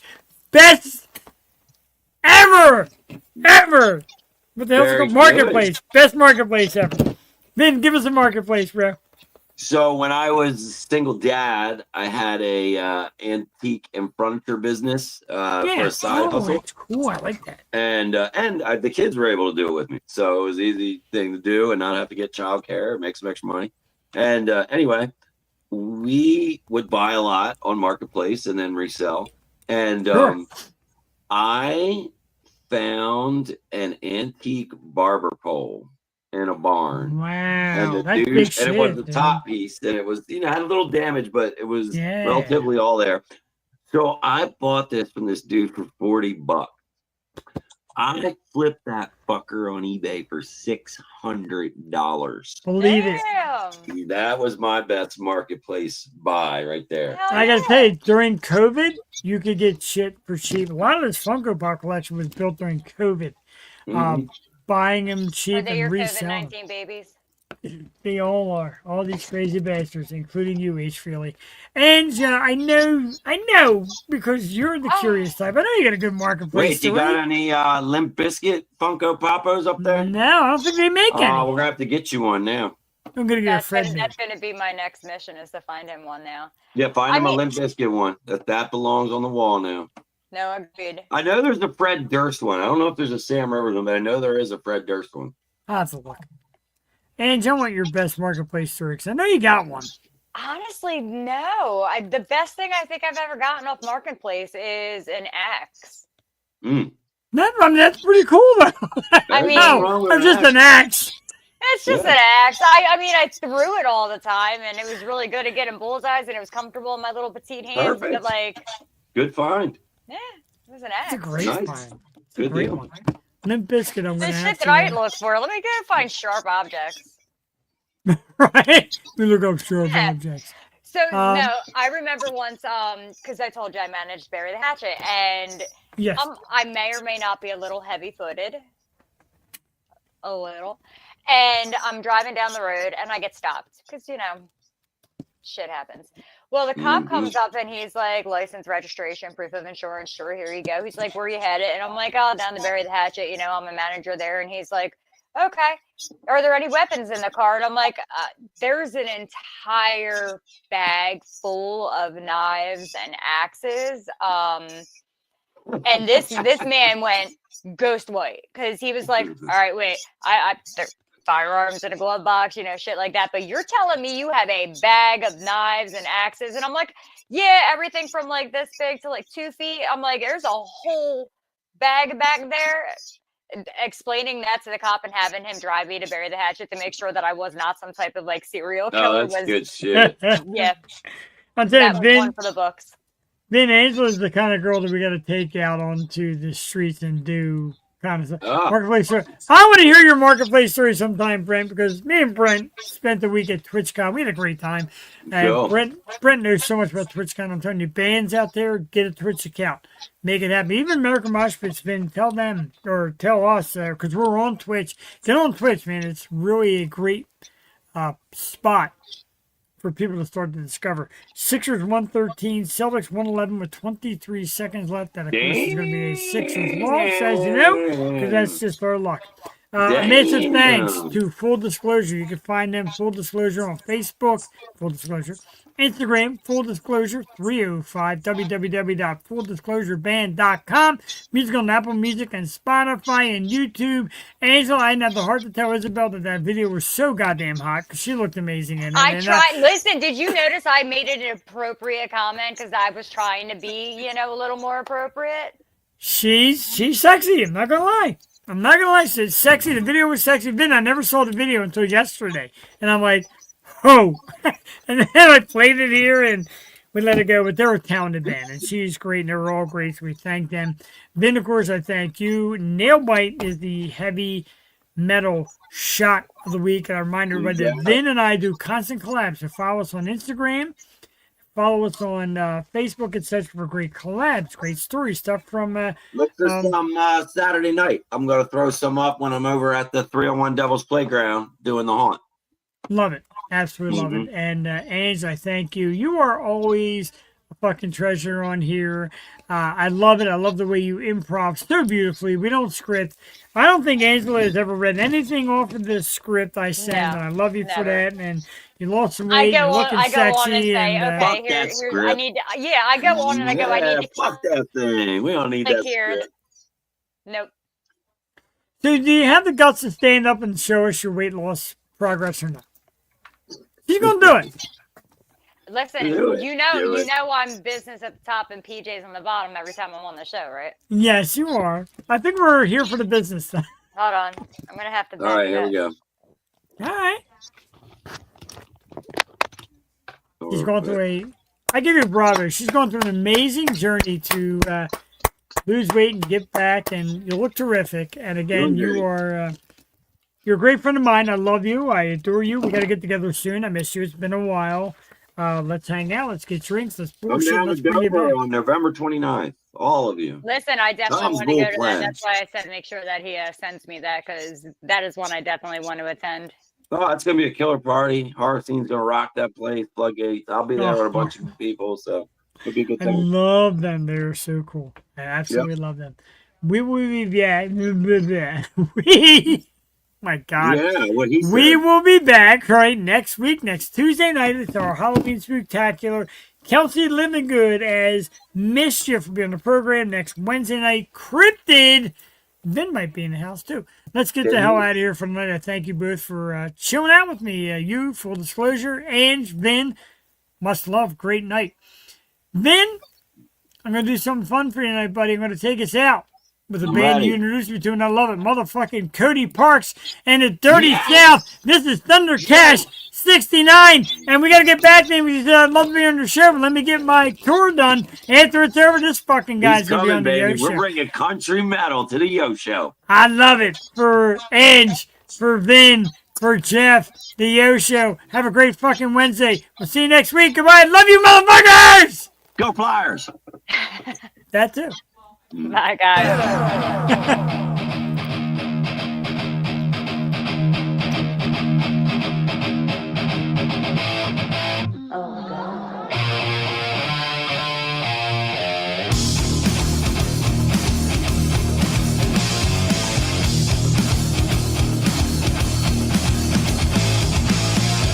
I hear that train a-comin', it's rolling around the bend, and I ain't seen the sunshine since I don't know when. I'm stuck in Folsom Prison, the time keeps dragging on, but that train keeps rolling all down to San Antone. just a baby. My mama told me so, and you always be a good boy. Don't you ever fuck with guns. But I shot a man in Monroe just to watch him die. When I hear that whistle blowing, I hang my head and cry.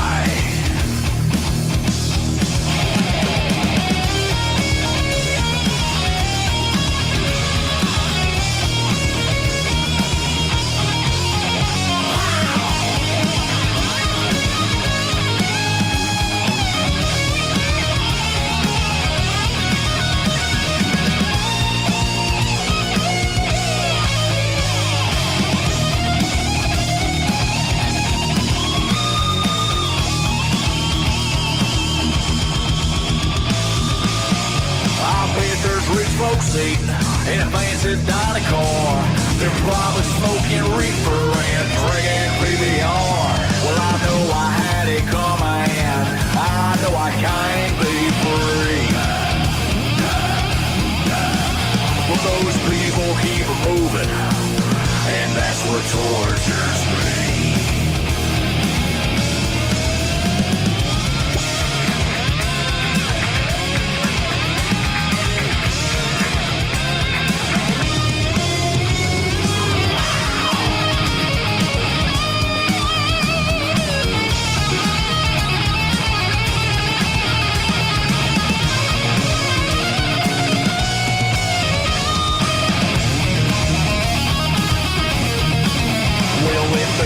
From this prison, a hitman railroad train was mine. I bet I move it on a little farther down the line.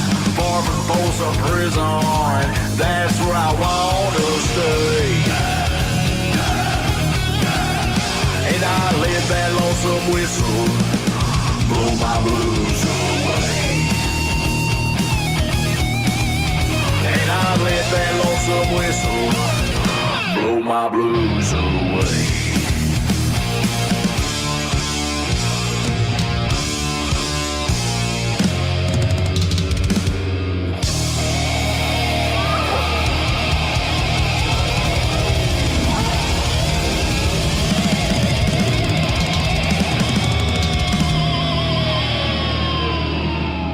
Living fast and dying young like an endless poetry. My motor's psycho nightmare freak out inside of me. My soul salvation, liberation on the drive. The power of the blaster, move me faster, 1969.